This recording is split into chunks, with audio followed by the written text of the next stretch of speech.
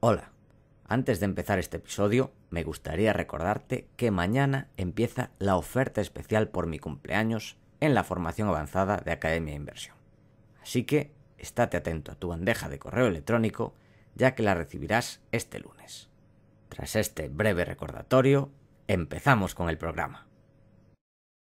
Value Investing FM, episodio 72.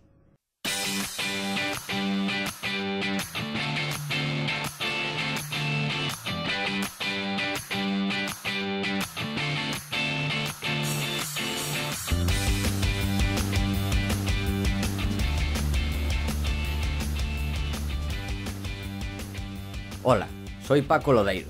Bienvenido a Value Investing FM, el podcast semanal en el que te ayudaremos a sacarle partido a ese dinero que tanto cuesta ganar y ahorrar. ¿Cómo? A través del método de inversión más seguro, sensato y rentable, el Value Investing. Te recuerdo que si quieres empezar a sacarle partido a tus ahorros y no sabes por dónde empezar, tienes a tu disposición mi curso gratuito de Introducción a la Inversión en Bolsa en la web www.academiainversión.com. Y yo soy Adrián Godás, colaborador de Academia de Inversión y fundador de Ciel Danubio, el único blog donde encontraréis temas que van desde Dostoyevsky hasta minas subterráneas en el Congo. Esta semana volvemos a tener otra entrevista a alguien que lo queríamos hacer desde hace bastante tiempo y es un caso muy interesante. Una persona que además algunos conoceréis seguramente de Twitter y de su mítico blog, que es Alex Acuña. Saluda, Alex. Muy buenas, Paco, Adrián, ¿qué tal? Un placer estar aquí y bueno, dar las gracias a Eloy por citarme en el capítulo, ¿no? Y contar conmigo y bueno, gracias a vosotros porque siempre os escucho y nada, eso es un placer. Bien. Encantados de Bueno. tenerte aquí. Sí. Comentar como presentación que Alejandro es estudiante de último curso en Ingeniería de Organización Industrial en la Universidad de Vigo y tras haber realizado previamente unas prácticas, actualmente trabaja como analista buy-side para Res Privata. Se dice así, ¿no? ¿O se dice de algo especial? No sé, es latín res privata creo que, pero no Res no Privata. controlo el latín, la verdad. Vale. Que es un fondo basado en Ámsterdam y Londres, centrado en el enfoque Deep Value y en situaciones especiales, que invierte a lo largo de la estructura de capital de las empresas, tanto en acciones como en deuda. Además, gestiona su propio patrimonio y el de familiares y amigos. Es colaborador de la Academia de Inversión y escribe en su blog personal Financial Sigma sobre inversión y finanzas. Y como detalle muy importante, ha comenzado a practicar pádel, lo cual es muy relevante. Y siempre que puede intenta escaparse a la playa o a la montaña para disfrutar de la naturaleza. Esto es como lo de cómic sin cebolla. Efectivamente, sí. Y por último, que forma parte del equipo de Due Diligence FM, que bueno, ya lo haremos ahora de Due Diligence FM, junto con Jorge Robles y Edu Riera, que ya nos contarás ahora qué es. Pero bueno, antes de nada, vamos a conocerte un poco mejor. ¿Nos puedes contar por qué empezaste en esto de la inversión y cuál ha sido tu camino hasta empezar a trabajar en un hedge fund? Vale, bueno, pues voy a tratar de resumirlo un poco, ¿no? Porque ya es una historia un tanto larga, ya llevo unos añitos metido en el mundo de la inversión y la verdad, pues desde siempre me interesó, ¿no? Yo me acuerdo cuando era pequeño, y esto suena un poco estereotípico, pero veía a mi padre consultando en el teletexto, que era de aquella, las cotizaciones de la bolsa, y yo decía, pero esto fluctúa, sube, baja, y yo siempre tuve mucha curiosidad desde niño, ¿no? Y después, pues bueno, cuando ya fui creciendo, era adolescente y tal, y ya pues a veces comentaba con mi padre y él me decía, no, el dinero siempre hay que invertirlo, sacarle un rendimiento y hacerlo con cabeza, porque si lo tienes parado, pues la inflación te come tu dinero, ¿no? Que es algo de lo que no es consciente mucha gente, pero si tú tienes el dinero quieto y hay inflación, pues estás perdiendo poder adquisitivo poco a poco. Y bueno, mi padre no tanto en acciones, pero siempre invirtió a través de fondos y la verdad que le fue bien. O sea, lleva muchos años invirtiendo a través de fondos, una estrategia pues bastante global, ¿no? Enfocada a ir rotando la cartera estratégicamente, pues un asset allocation que se llama, ¿no? Y de ahí viene mi interés, ¿no? Surgió a través de mi padre y de lo que él me enseñó. Y después yo ya cogí y dije, vale, esto está genial, pero yo quiero hacerlo yo, no quiero ser el analista, quiero ser el gestor, entre comillas, y dedicarme a esto profesionalmente, o al menos, inicialmente no profesionalmente, ¿no? Pero sí que quería hacerlo y llevarlo más allá, ¿no? Es decir, exprimir un poco el rendimiento y decir, y si estos tíos lo hacen a través de fondos, ¿qué es lo que hacen ellos y por qué no puedo hacerlo yo? E incluso por qué no puedo superarles, ¿no? Y ahí es donde nació un poco la semilla de mi interés por la inversión.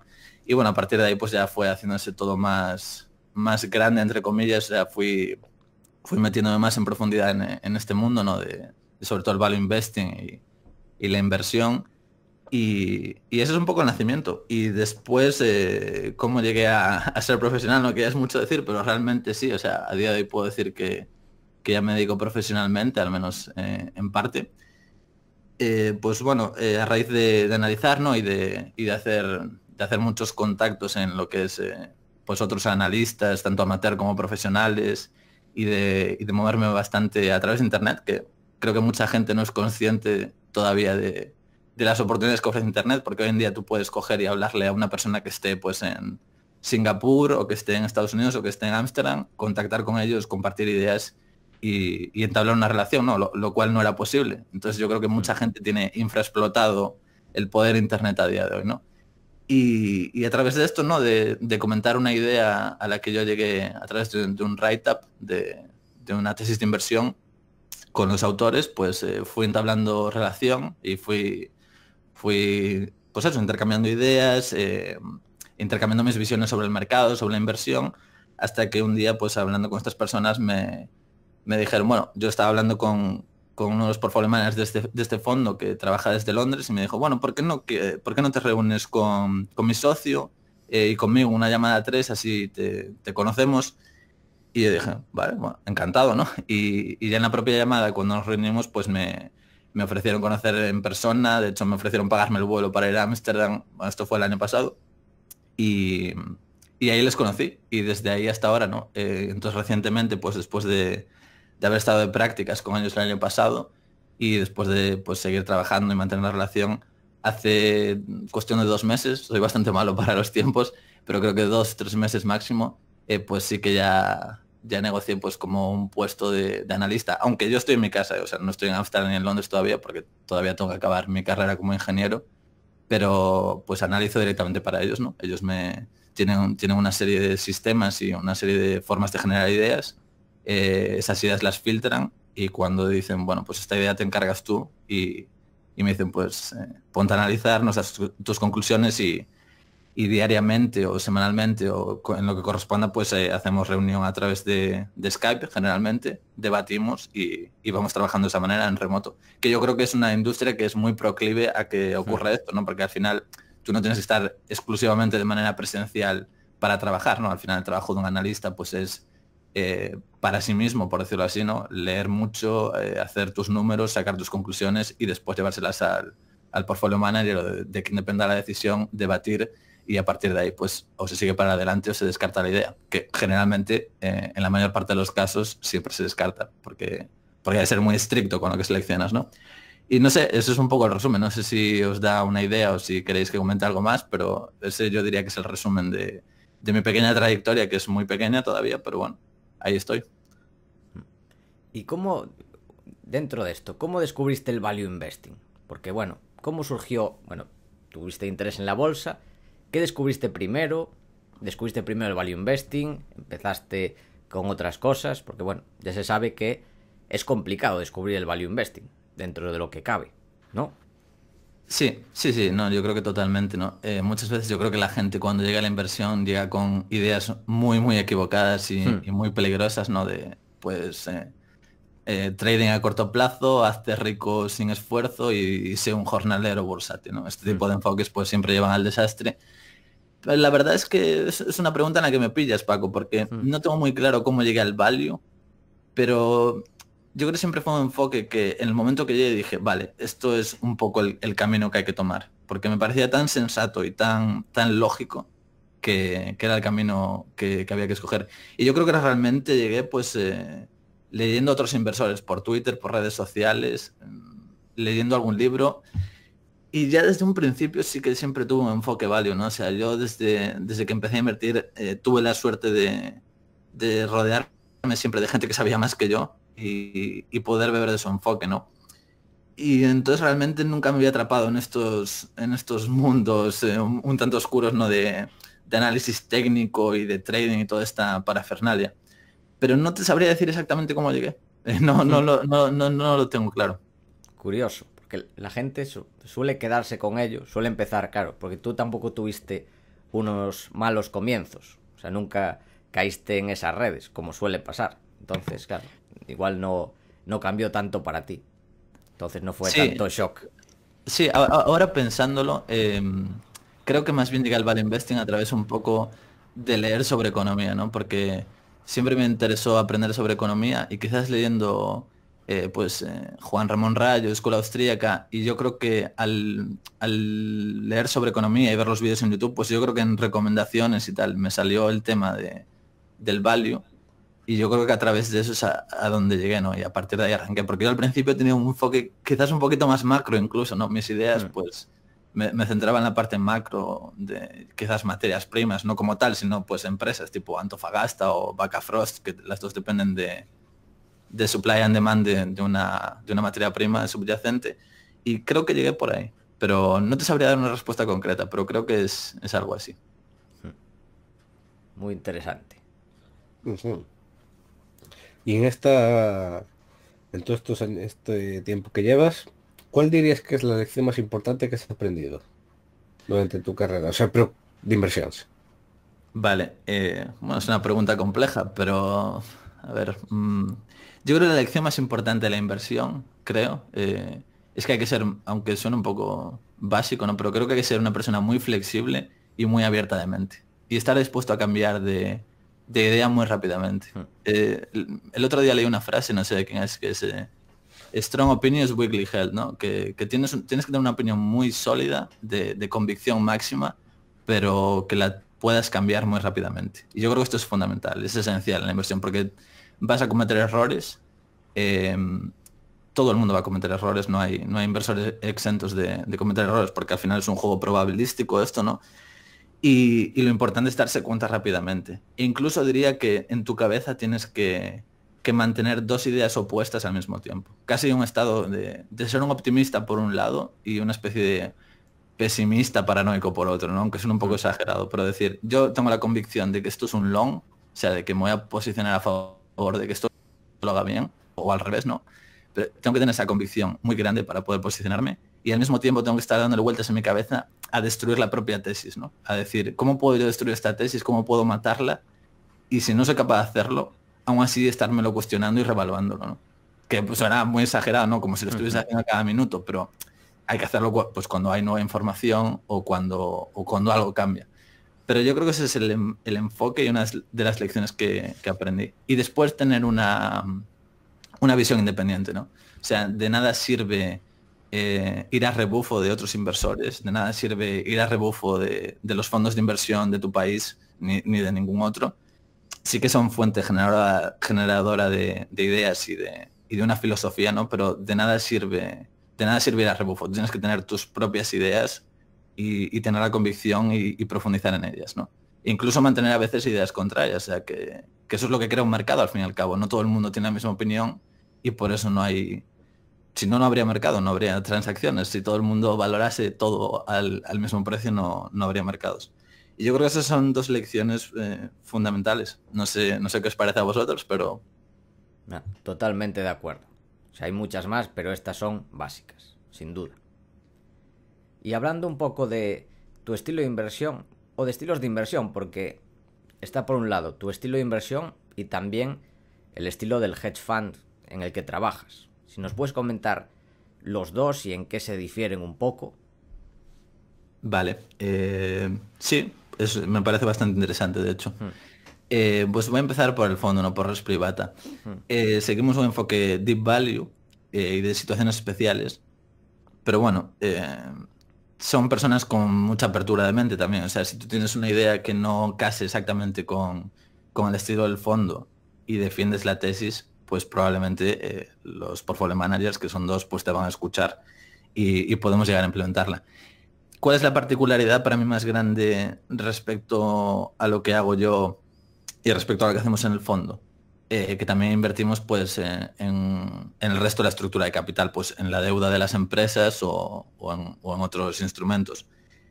Que, por cierto, me parece lo más válido del mundo, ¿no? O sea, tenemos hecho operaciones en deuda high yield, en distressed debt e incluso en bankruptcy, ¿no? En Chapter 11, o sea, empresas que están a punto de quebrar o que ya han quebrado y tenemos hecho esas cosas. Y, por ejemplo, si os gusta Seth Klarman, mucho del dinero que hizo su fondo pues fue a través de este tipo de operaciones. Y otro inversor muy famoso, Howard Marks, Sí. que todos los inversores en equity pues le siguen y le escuchan, realmente su fondo a lo que se dedica principalmente es a high yield, ¿no?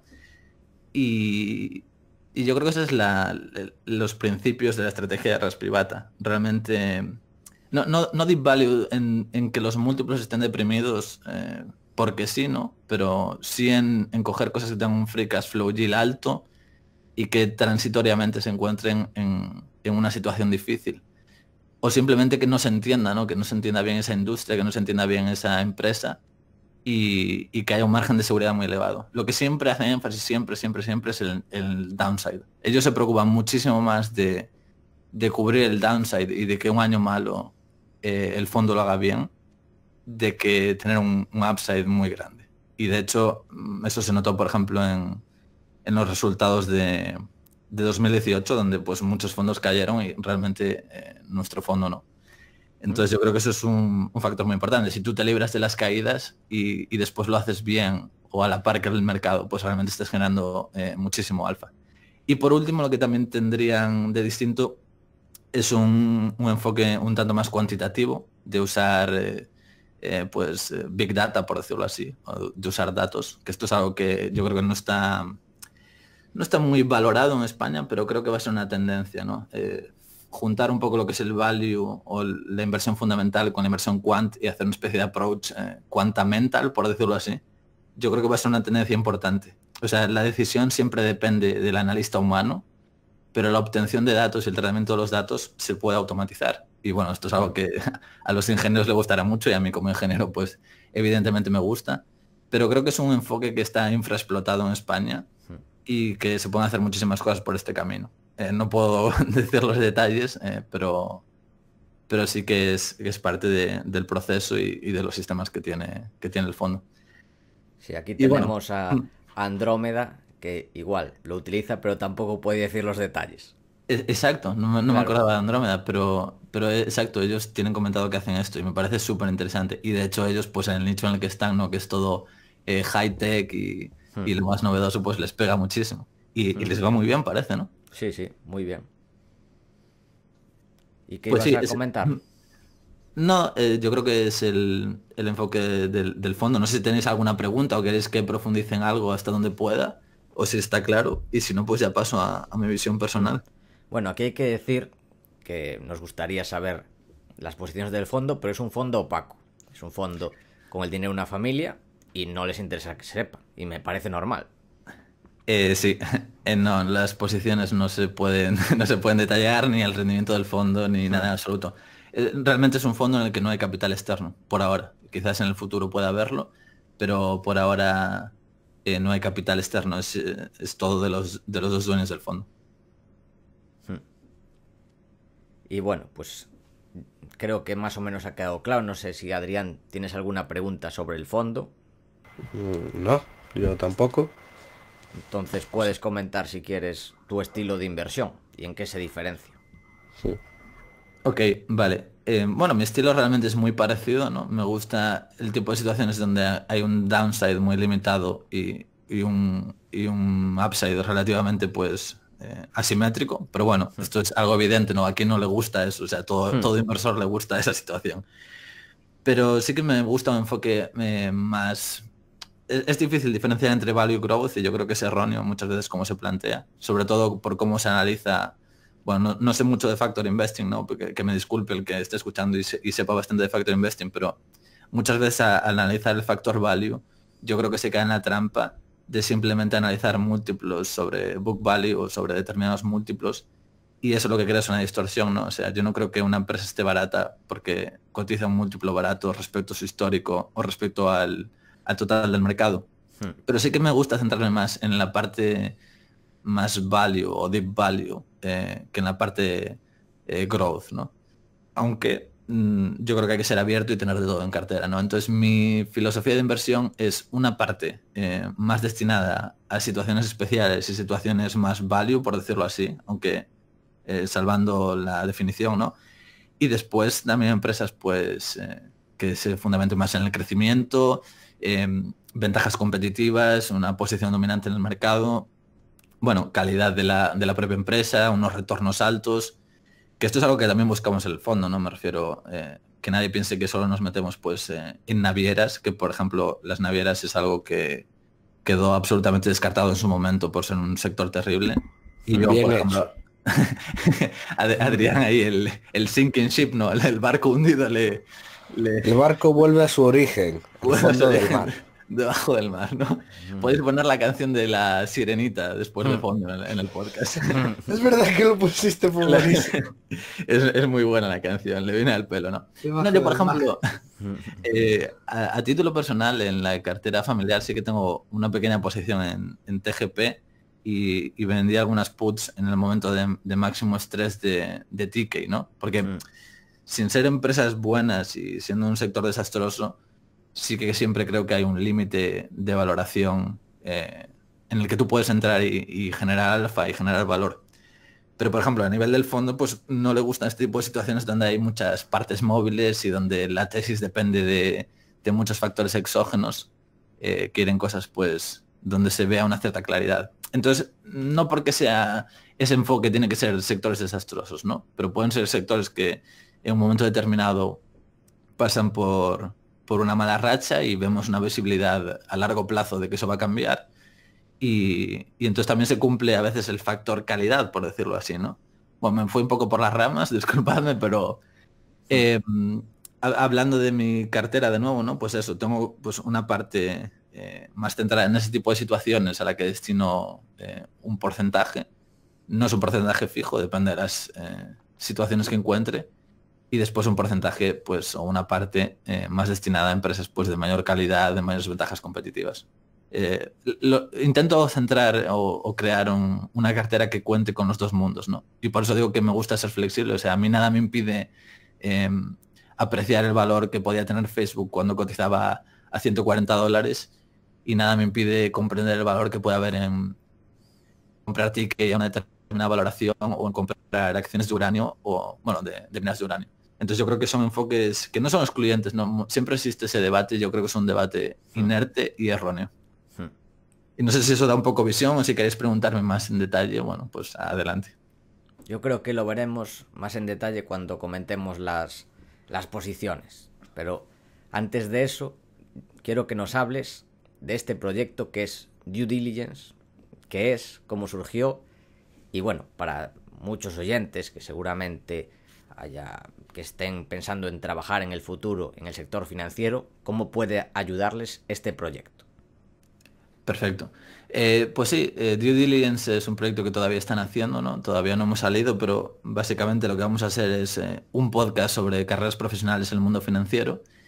Y lo que queremos hacer es un poco pues acercar a esto a todas estas personas que quieran trabajar en este sector, porque es un sector con unas particularidades bastante importantes y es un sector en el que no es fácil entrar. O sea, el que quiera trabajar de analista en el sector financiero y en el buy side, pues es difícil. Yo puedo decir que he tenido muchísima suerte de poder contar con esta oportunidad y es un sector muy difícil, ¿no? Generalmente pues el camino es una vez acabado la universidad pasar al sell side, que es pues bueno trabajar en M&A, en fusiones y adquisiciones, en banca de inversión, en la parte más de finanzas corporativas y después de estar unos añitos ahí de experiencia transicionar al buy side, ¿no? Pero bueno, también hay gente a la que le gusta directamente trabajar en banca de inversión o en lo que sea y se queda toda la vida en el sell side, que también es un mundo pues súper interesante. Bueno, antes de nada, por si Sí. hay gente que nos escucha y no sabe lo que es, ¿puedes comentar las diferencias entre buy side y sell side? Vale, sí. El sell side básicamente pues sería el que vende a otras terceras partes, por decirlo así, ¿no? Pues yo soy un banco de inversión, al final un banco de inversión lo que te vende son servicios, ¿no? De asesoramiento en transacciones, pues por ejemplo yo soy la empresa A y quiero adquirir la empresa B, entonces yo voy al banco de inversión C y el banco de inversión C me dice pues si la transacción es buena, cómo estructurarla, cómo hacer las cosas y ellos se encargan, ¿no? Y ahí hacen el proceso, de ahí viene nuestro nombre, el proceso de due diligence, que es la debida diligencia de investigar, de ver los financials, de asesorarte, ¿no? Entonces, básicamente es lo que hacen. Después estaría la Incluso parte... Sí, los analistas, los análisis estos que publican, esos serán, se llaman los análisis sell side. sí, exacto. Porque claro, el banco tiene el banco es algo muy grande y tiene una parte de equity research, ¿no? Y la gente que trabaja en sell side en equity research lo que hace es analizar empresas, pero no para comprarlas ellos, ni para comprarlas un fondo de ese banco, ¿no? Que pueden basarse en el informe, pero ahí en medio lo que hay es un Chinese wall, que bueno, un Chinese wall es la separación entre el buy side y el sell side, porque dentro del banco también puede haber buy side, ¿no? Pueden tener su división de asset management.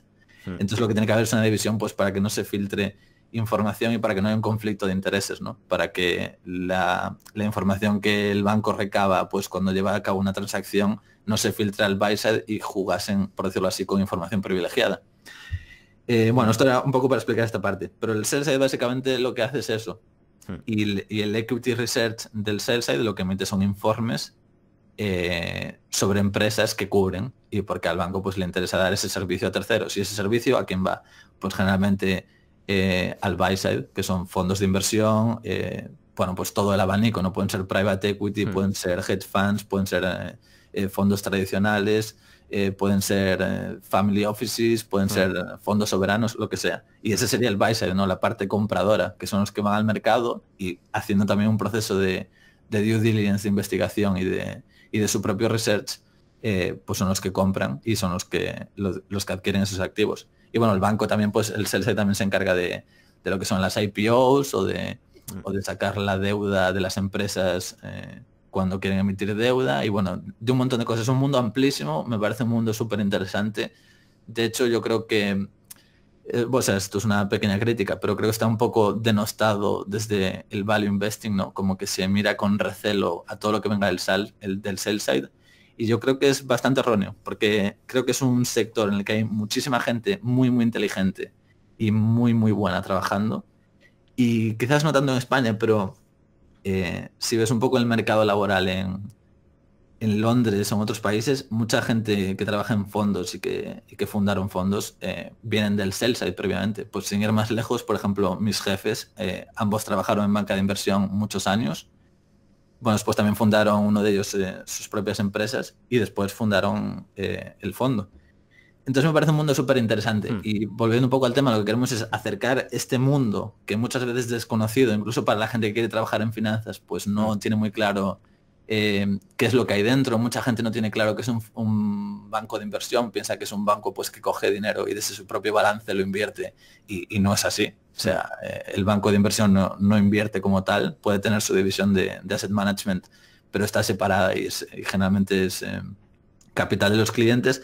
Y entonces lo que queremos es acercar y dar una visión pues desde dentro de lo que es la industria financiera.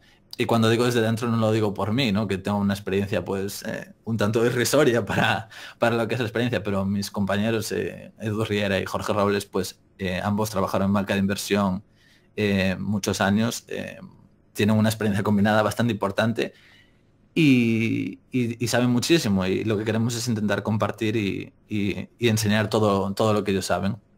Y bueno, después siempre le vamos a dar un enfoque más hacia la inversión porque al final lo que nos gusta a los tres es la gestión de activos, el asset management y es por donde vamos a tirar, ¿no? Pero lo que vamos a hacer es traer una persona de cada nicho y de cada puesto para que nos pueda explicar pues un poquito más en detalle qué es lo que hace, ¿no? Pues una persona que trabaja en private equity, una persona que trabaja en venture capital, una persona que trabaje en banca de inversión, una persona que trabaje en un fondo de inversión, una persona que trabajase en debt capital markets y que nos cuente cómo es emitir deuda. Bueno, yo creo que se hace un poco uno la idea, ¿no? De ir tocando todas las patas y dar una visión sobre este sector. Y además con invitados de altísima calidad. Pues sí, puedo adelantar, ¿no? Que pues traemos un montón de gente súper interesante y, por ejemplo, hemos traído a gente de Brookfield, que es algo que le gusta Hmm. mucho a la comunidad inversora, como no puede ser de otra manera, que es un capítulo que personalmente disfruté muchísimo. También hemos traído gente pues de Morgan Stanley, de JP Morgan, de Goldman Sachs, hemos traído un analista de Cobas que fue anteriormente portfolio manager en BBVA. Seguro que me dejó gente porque tenemos varios capítulos grabados, aunque no hemos salido todavía. Y después, bueno, la propia experiencia de mis compañeros en banca de inversión y mucha otra gente súper interesante. O sea, hemos tocado por ahora varios perfiles. También queríamos tocar un poco el perfil de consultoría estratégica. Toda la gente pues que trabaja para McKinsey, Boston Consulting Group, etcétera, que también es una gente con una visión de análisis de negocio súper profunda y súper interesante. Y ese es un poco el enfoque. No sé qué os parece, cómo suena, pero la verdad estamos muy ilusionados porque creemos que es algo que en español al menos no existe, ¿no? El tratar este nicho en detalle, este sector. Y no sé, porque creemos que puede ser muy interesante para todo el que se quiera dedicar a esto, ¿no? Pero entonces, dentro de poco veremos a Bruce Flat, ¿no? Sí, sí, en el En el podcast, por supuesto, de Bruce Black no bajamos. O sea, tenemos unos, Claro. unos invitados solo los CEOs de cada empresa. A Bruce nosotros Flat. nos retaron a traer a Howard Marks, vosotros a Bruce Flat. Bueno, Ahí ahora lo ya lanzo. ahora ya, sí, claro, además ahora ya son la misma cosa casi, ¿no? Entonces, Es verdad. Bueno, les también es podemos invitar a la verdad. vez. Bueno, No, pues sí. pues ya sabes. Igual no da la talla Bruce Flat, porque hay los que van son de mucha calidad. Igual Bueno, no no lo sé. llega al nivel de due diligence. No, los invitados de Due Diligence la verdad es que son de altísimo nivel y gente pues eso que ha trabajado no solo en España sino en otros países y que tiene un montón de conocimiento. Yo creo que va a ¿Y, gustar. y podrías dar fecha de lanzamiento del podcast? Pues no quiero comprometerme públicamente y después no cumplirlo, O sea, pero pero que sea sí, un margen de pero seguridad ahí. en breves deberíamos salir. En Finales de unas... mayo, principios de junio. Por decir Básicamente, sí. algo. Sí. Venga. Son Dejamos a la unas buenas gente, estimaciones. Vale, o sea, dentro de poco también. Vale, vale. Sí. dejamos a la Vale, gente vale. expectante. Sí, después traeremos más novedades. Vamos a lanzar este proyecto, ver cuál es la acogida y después tenemos algunas otras ideas en mente que bueno, ya iremos sacando después a su debido tiempo, ¿no? Pero bueno, ahí está el proyecto. Y ya hablando de trabajar en el sector financiero, ¿por qué recomendarías a la gente trabajar en este sector? ¿O qué es lo bueno? No, aunque recomiendes o no, ¿qué es lo bueno y qué es lo malo de trabajar en el sector financiero? Y tu opinión. Vale. Sí, ¿te refieres, Paco, al sector financiero en general o al sector buy-side en concreto? O... Bueno, aprovechando que comentas lo de Buyside, yo te voy a dar mi opinión sobre el tema de Buyside. Sí que estoy de acuerdo en que hay gente muy buena, sin ir más lejos. Los de Valentum trabajaron en Buyside, y eso es cierto. Entiendo que te refieres a Sellside ahora, sobre el pasado Bueno, de Valentum, ¿no? cierto, sí, me estaba confundiendo. Sí, eso, en Sí. Sellside, sí, hay gente muy buena. El problema es, hay dos problemas en Sellside. Y porque dices, la gente es muy reticente, y yo lo soy. Y te voy a decir por qué. Por un lado, por la falta de skin in the game, la gente de Sellside no se la juega. Y por otro lado, por los incentivos. En muchos casos suele haber incentivos perversos para que no haya, estoy hablando de análisis en este caso, pues recomendaciones de venta, o en caso de las IPOs, hincharlas, hay incentivos para que estén hinchadas. Bueno, muchos casos así, o desde arriba el management, la due diligence es, a ver, tú créame un informe que diga que esta fusión tiene sentido para luego yo venderla como algo que tiene sentido y luego yo tener una empresa muy grande. Es mi opinión. O sea, el problema no es la gente que trabaja ahí, sino que en muchos casos eso sucede en el sell side y no sucede en el buy side, porque ahí sí que hay skin in the game y ahí se juegan su dinero. No lo van a hacer mal. No, es mi opinión. No sé qué opinas. Sí. Para No, dar un poco de debate. No, genial, porque de hecho en Due Diligence a veces cuando grabamos estamos siempre de acuerdo. Entonces aquí hay que traer a alguien que nos meta caña y que nos cambie un poco, ¿no? Porque si no es como siempre estar de acuerdo no lleva a ningún lado. No, y yo estoy parcialmente de acuerdo con lo que dices, Paco. O sea, dime los incentivos de alguien y te diré el resultado que va a obtener.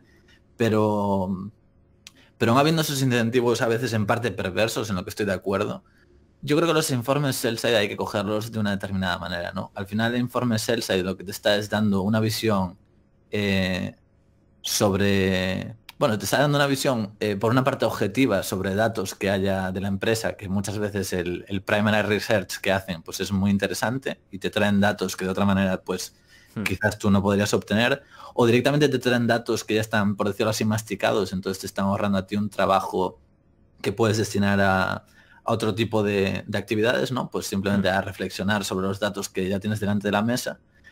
Y luego tiene una parte subjetiva que evidentemente pues muchas veces hay que coger con pinzas, ¿no? Me vienen algunos casos recientes a la cabeza. Tampoco es cuestión aquí de desprestigiar a ningún analista, ¿no? Pero sí que hay un caso reciente pues que se del puede que comprobar hablamos en el anterior programa. No sé si será ese.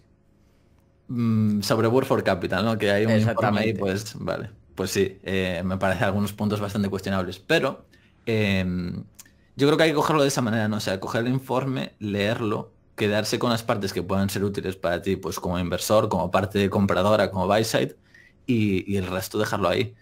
Porque al final ellos están poniendo un producto y lo venden y tú lo empleas de la mejor manera posible. Entonces yo creo que muchas veces eso, hay que cogerlo con el enfoque adecuado. De todas maneras, ya te digo, en parte estoy de acuerdo en que los incentivos a veces no son los adecuados.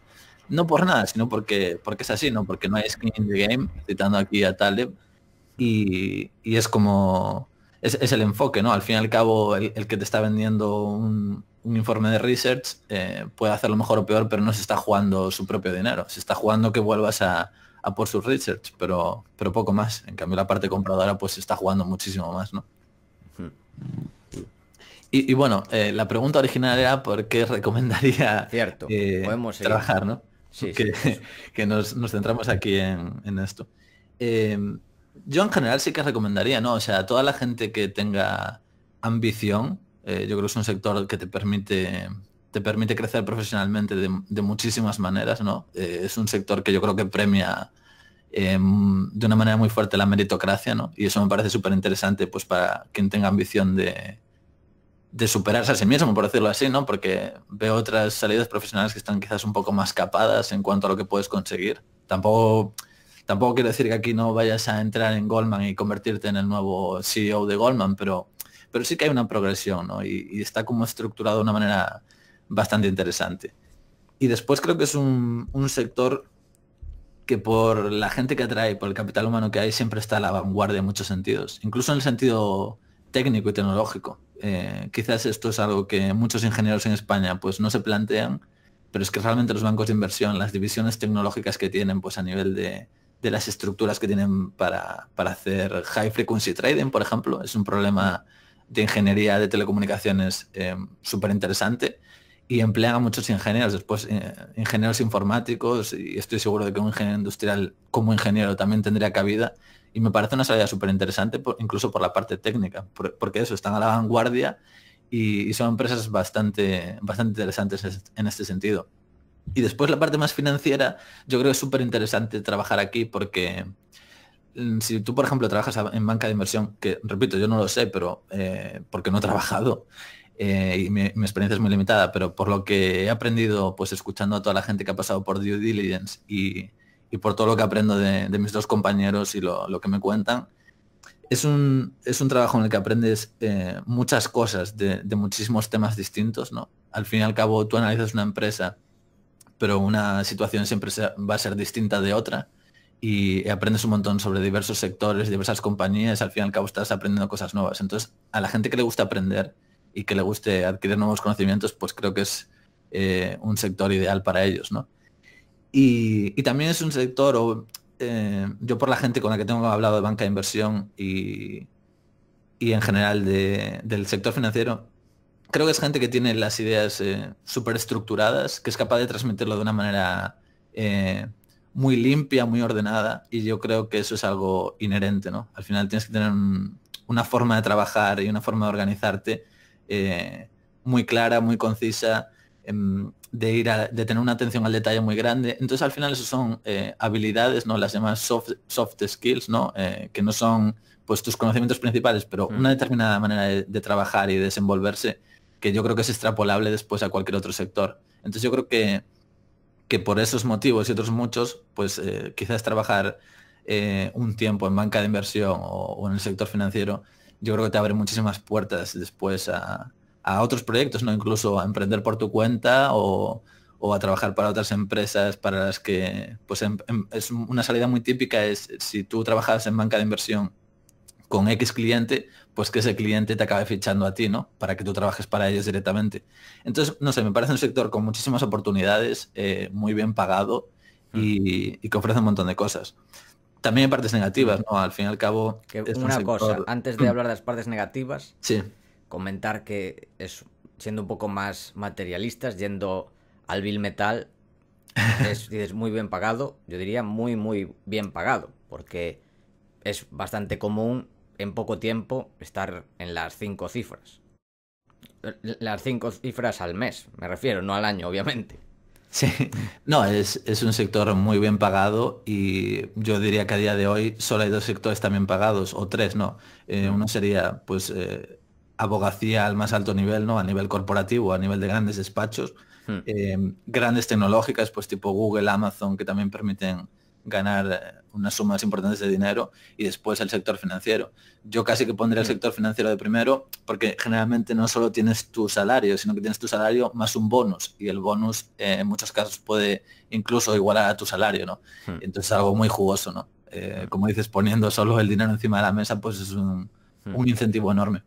Yo añadiría también a los sectores que comentaste, posiblemente ingeniería, buenos ingenieros, sobre todo los expatriados, y también médicos, sector sanitario en ciertas especialidades, pero sí, poco más Sí, hay que se gane tanto dinero a día de hoy como en la banca de inversión. sí, totalmente de acuerdo, totalmente. Y con relación a las partes negativas, que te interrumpí, perdona. Nada, sí, a ver, partes negativas. Yo creo que quizás puede ser un poco peligroso para la gente que solo ve el dinero, por decirlo así, y no conoce bien el trabajo, no le interesa mucho. Yo creo que al final, si tú te dedicas a algo que no te gusta, por mucho que te paguen, pues no vas a estar a gusto. Y yo creo que es un sector que quizás, pues al ver los salarios y un poco el estilo de vida, pues pueda atraer a esa gente. Al final, quizás salgan un poco decepcionados. No lo tengo claro, es un poco intuición. Y después que los horarios son bastante intensos, al final son trabajos exigentes y que te van a exigir al máximo. Yo ahora mismo pues lo pude comprobar en primera persona, porque una cosa es analizar para ti mismo, otra cosa es analizar para terceros, con unos tiempos, con una presión, con el saber que si los números que estás haciendo o las hipótesis que tú estás planteando no son correctas, pues realmente hay mucho dinero en juego, y eso es algo que a nivel psicológico es más del buy side, ¿no? Pero es algo que a nivel psicológico es intenso, ¿no? Y no es para todo el mundo. O sea, no es por creerme aquí Superman ni nada, pero sí que es para determinados tipos de personas, ¿no? Igual que la inversión no es para todo el mundo. Hay gente que si tuviese que invertir su propio dinero, pues se volvería loca, no dormiría por las noches. Pues evidentemente, por mucho que te paguen, este trabajo no es para ti. O sea, todo lo demás es igual, porque no vas a dormir, no vas a vivir bien, y eso pues te va a hacer trabajar todavía peor. Entonces yo lo que creo es que tiene que haber una alineación pues de personalidad, de intereses, y lo último casi que diría que es la remuneración y el dinero, aunque sea muy atractiva y muy jugosa, ¿no? O sea, los que quieren fichar como quiere ahora el gobierno y trabajar de 9 a 5, mejor que se usen otra cosa, ¿no? Sí, yo creo que deberían olvidarse. Bueno, a ver, 9 a 5 y muy bullish me parece, ¿eh? Porque yo tengo llevado papeles y a las dos te echan fuera, ¿eh? No Bueno, va a ser. yo creo que en este caso ya estamos en la antítesis un poco de la meritocracia y de trabajar bien, ¿no?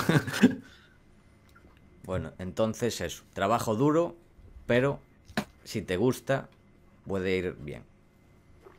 Por resumir un Sí, poco. sí, básicamente, y no, al final al que le guste esto, no, o sea, ya llegar al buy side es algo como muy específico.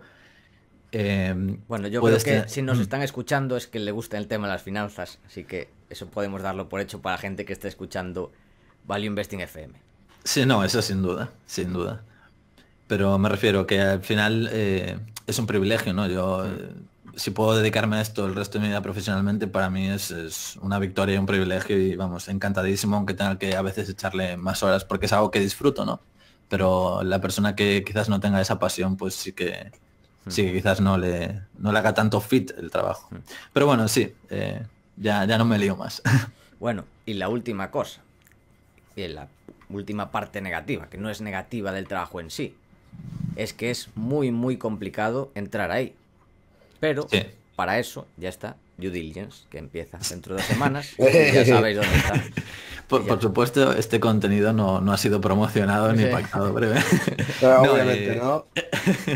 No, por supuesto, o sea, el que escuche Due Diligence ya tiene su pasaporte a banca de inversión asegurada. Sí. No, a ver, hablando en serio, sí que creo que puede ser súper interesante escuchar, sobre todo a mis 2 compañeros por la experiencia que tienen y a todos los entrevistados, porque realmente vamos a dar muchas de las claves, ¿no? O sea, antes hablé de acercar el sector a quien nos escuche, pero realmente también nos vamos a centrar en tips o en la forma en la que se puede llegar a entrar o en cómo enfocarse o cuáles son los puntos que busca la industria, porque muchas veces son cosas muy concretas e incluso, bueno, para gente que esté metida en el mundillo, a veces son desconocidas, pero para el que no tenga mucha idea y quizás en su universidad pues no tenga unos servicios profesionales adecuados, que generalmente, por desgracia, en todas las universidades públicas de España es así, aunque sea triste decirlo, pero es una realidad.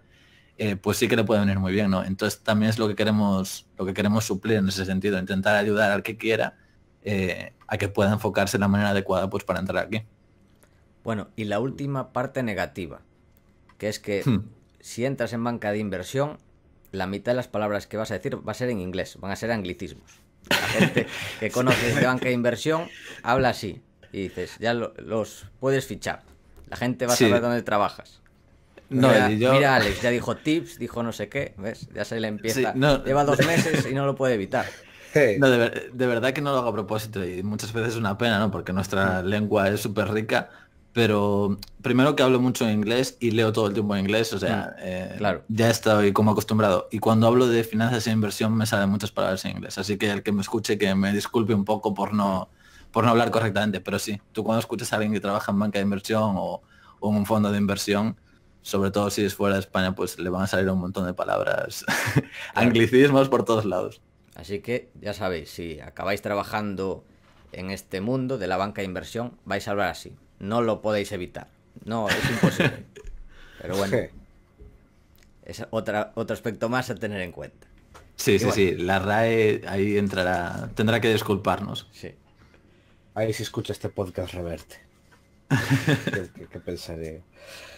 Y bueno, habrá que continuar con otros temas, ¿no? Venga. Perfecto. Y la siguiente pregunta, otra de nuestras míticas. ¿Cuáles son tus fondos e inversores de referencia? Y ya claro que vale de aquí, de allá, de ahora y de antes. Vale. Todos los aspectos. Pues inicialmente voy a barrer para casa. O sea, yo de las personas que más he aprendido y de verdad que me parecen las personas más inteligentes y los mejores inversores que conozco son mis 2 jefes de Res Privata. Los 2 portfolio managers me parecen personas con una visión y una manera de trabajar y de hacer las cosas brutal. Pero bueno, después como tampoco nadie les conocerá y aparte no entienden el español y tampoco pueden subirme el salario después de escuchar estas bonitas palabras, voy a decir, pues en España me gusta mucho Valentum, me parecen unos fieras los tíos, excelentes personas, se meten en situaciones y son unos generadores de ideas brutales, ¿no? Tienen un montón de ideas que son propias de ellos y eso me gusta mucho porque quiere decir que son pensadores independientes. Y AZ Valor también me gusta mucho porque creo que se atreven a entrar pues en todo el tema de materias primas y darle un enfoque que nadie más hace. Y no por ser distintos mejor, ¿no? Que nadie me malinterprete, pero sí que me parece que muchas cosas que dicen tienen muchísimo fundamento y están dispuestos a sentarse y esperar a que se cumplan sus tesis un poco independientemente de lo que haga el resto del mercado. Y eso me parece súper valioso, ¿no? Muy complejo también porque cuando tú gestionas capital de terceros, bueno, no lo sé en experiencia propia, pero tienes que no solo atender a la primera derivada, que sería analizar la compañía, y a la segunda derivada, que sería analizar lo que está haciendo el mercado, sino que tienes que atender a la tercera derivada, que es atender a la reacción que van a tener tus partícipes en los momentos duros, ¿no? Entonces, tener un fondo de materias primas y saber transmitir y saber plantear las tesis a tus partícipes y que a ese capital lo más permanente posible y que es clave, ¿no? Que es clave. De hecho, yo creo que si mañana alguien cogiese, lanzase un fondo y le metiese un lock-up de 3 a 5 años, bueno, lock-up, no sé cómo se dice. Bueno, Un que el periodo capital... de Sí, permanencia obligatorio. exacto, Digamos. exacto. Gracias, Paco. Si le metiesen ese periodo de que no se pueda retirar el capital, yo creo que se podrían hacer unos retornos superiores al resto de fondos, simplemente por no tener que lidiar con la psicología de los partícipes. Entonces me parece muy interesante lo que hace Z Valor en ese sentido didáctico. Y esos de esos son los que citaría de España. De fuera de España hay muchos que me gustan. Por ejemplo, me gusta Greenhaven Road Capital. No me acuerdo ahora el nombre del gestor, pero tiene ideas muy interesantes. ¿Qué más? Ahora me acabo de quedar un poco en blanco respecto a los de fuera. Fansmith en cuanto a calidad, en cuanto al tema growth y a todo este tema es muy interesante leerles. Greenwood también es muy interesante. También son tíos que generan ideas por su propia cuenta. ¿Qué más? Es que la verdad sigo a bastante gente. Sobre todo fondos pequeñitos de Estados Unidos que se hacen como su propio partnership y crean cosas muy interesantes. De hecho, Greenhaven Road tiene como un partnership en el que a la vez están como 3 o 4 fondos más y generan ideas entre todos y sacan como las cartas en conjunto a veces. Y me parece un enfoque súper interesante, ¿no? Porque al final se complementan unos con otros. Pero de quedarme me quedaría en principio con esos. Seguro que me estoy dejando alguno súper interesante de lado, pero no sé. Seguro que tenemos muchos en común también. Y ya hemos hablado un poco de tu perfil de inversión, de tus fondos de referencia. Ahora, si te parece, podemos hablar un poco de tus principales posiciones. ¿Podrías comentar la tesis de alguna de ellas? Por ejemplo, hemos hablado antes, tienes bastantes posiciones que ya comentamos bastante por aquí, Rock Rose, Uranio, Facebook, Barford, que esa la comentamos bastante la semana pasada con Javier Acción. Pero sí, tienes otras que, no la hemos comentado aún en el podcast o las hemos pasado un poco por alto, como por ejemplo IPCO, que sí que la comentamos bastante, pero nunca hemos entrado en ella en profundidad. Si nos puedes comentar un poco la tesis. Sí, antes os referiría a la tesis de Jorge Robles de Seeking Alpha de IPCO y también la de Adrián Eurovalue, que también... ¿No vino al podcast todavía? ¿O no, sí? todavía no. Ok, es otro de sí, los, es que algo pendientes de venir. Pues os referenciaría a sus dos tesis, ¿no? Porque tienen dos tesis muy interesantes. Pero bueno, la tesis de IPCO realmente es sencilla. O sea, al final lo que tenemos es una empresa de E&P, una empresa de extracción de petróleo y de gas, que tiene unos activos muy buenos, que tiene un management que es de los mejores del mundo, que ya hicieron esta jugada, entre comillas, con Lundin Petroleum en el pasado, y si solo hace falta coger la gráfica y no es por hacer análisis técnico, ¿no? Pero coges la gráfica y ves la generación de valor a largo plazo que consiguieron con sus anteriores andanzas y ya te haces una idea de lo que son capaces de hacer.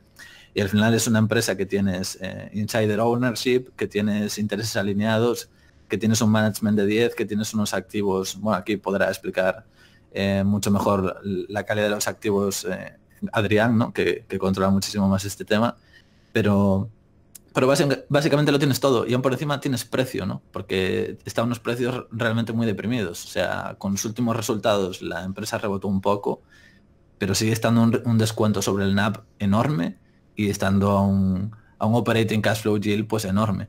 Entonces esto hace que para mí sea una situación súper interesante. De hecho es una de mis principales posiciones ya desde hace tiempo. Mantengo básicamente todas desde que compré inicialmente, que fue en el entorno de las 30 coronas suecas, si mal no recuerdo. Y sí que he reducido y aumentado estratégicamente un poco en diversos momentos, pero para mí la tesis sigue, ¿no? Y la tesis ¿cuál es? Que que son compradores estratégicos. La última adquisición que hicieron pues fue a unos vendedores semiforzados en Canadá que habían comprado unos activos y estaban bastante endeudados, que después no podían desarrollar, no podían meter ese CAPEX o no querían, y estratégicamente IPCO pues se los compró, y yo creo que se los compró a muy buen precio. E inmediatamente la adquisición fue value accretive, ¿no? Ya generó, del momento uno, ya generó valor por el precio en el que la adquirieron. Y con la mano del management de IPCO y el buen hacer, yo creo que va a generar todavía más valor. Entonces realmente es una tesis que, de hecho, el otro día lo comentaba con Adrián y con Eloy, que también tienen IPCO en cartera. Es una tesis en la que el tiempo está a tu favor. O sea, aunque la materia prima subyacente varíe, es una empresa que cada vez genera más valor. ¿Y por qué creo que no está apreciada por el mercado? Lo cual es importante entenderlo. Pues básicamente por el sector en el que está, ¿no? Es un sector que está bastante denostado, todo lo que es energía. Las valoraciones están en mínimos de muchísimo tiempo.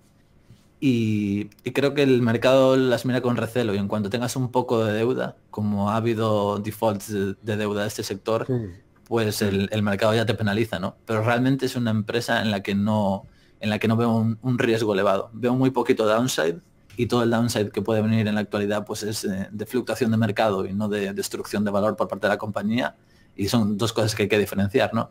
Entonces veo ese downside muy acotado y veo el upside que puede tener a largo plazo, y creo que es una empresa en la que hay que estar. Evidentemente el que esté tiene que ser consciente de que es una empresa que va a fluctuar con el precio del oil, y va a fluctuar cuando haya una sensación, una percepción de que hay que reducir riesgo en el mercado.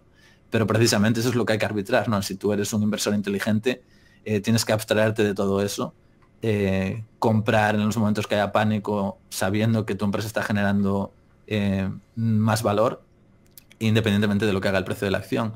Y yo creo que será una bonita historia a largo plazo. De hecho, aunque haya subido, incluso la entrada aquí es factible, ¿no? A mi modo de ver. Evidentemente ya no con el margen de seguridad que era incluso ridículo que había anteriormente, pero sí que creo que puede seguir siendo una buena oportunidad y que nos dará alegrías a largo plazo. No sé cómo os parece la tesis, si vosotros destacaréis algún punto, que vosotros también la conocéis, vamos, de sobra. Yo creo que es un buen resumen. No sé si Adrián tiene algo que comentar. Quiero decir que IPCO está cara, al lado de Rock Rose. Bueno, Rock Rose es una anomalía en los mercados, ¿no? O sea, comprar algo... Es una anomalía. No, realmente es una anomalía. Es un ovni. Yo cuando vi Rock Rose, de hecho, cuando la comentamos, ¿no? Que nos la pasó un contacto, sí. Bueno, no sé si se puede decir, pero un contacto de Londres. Y cuando la veíamos, la estaba analizando y decía, pero esto no puede ser, ¿no? O sea, aquí tiene que haber algún tipo de trampa para que esto esté tan barato, porque si no, no tiene razón de ser.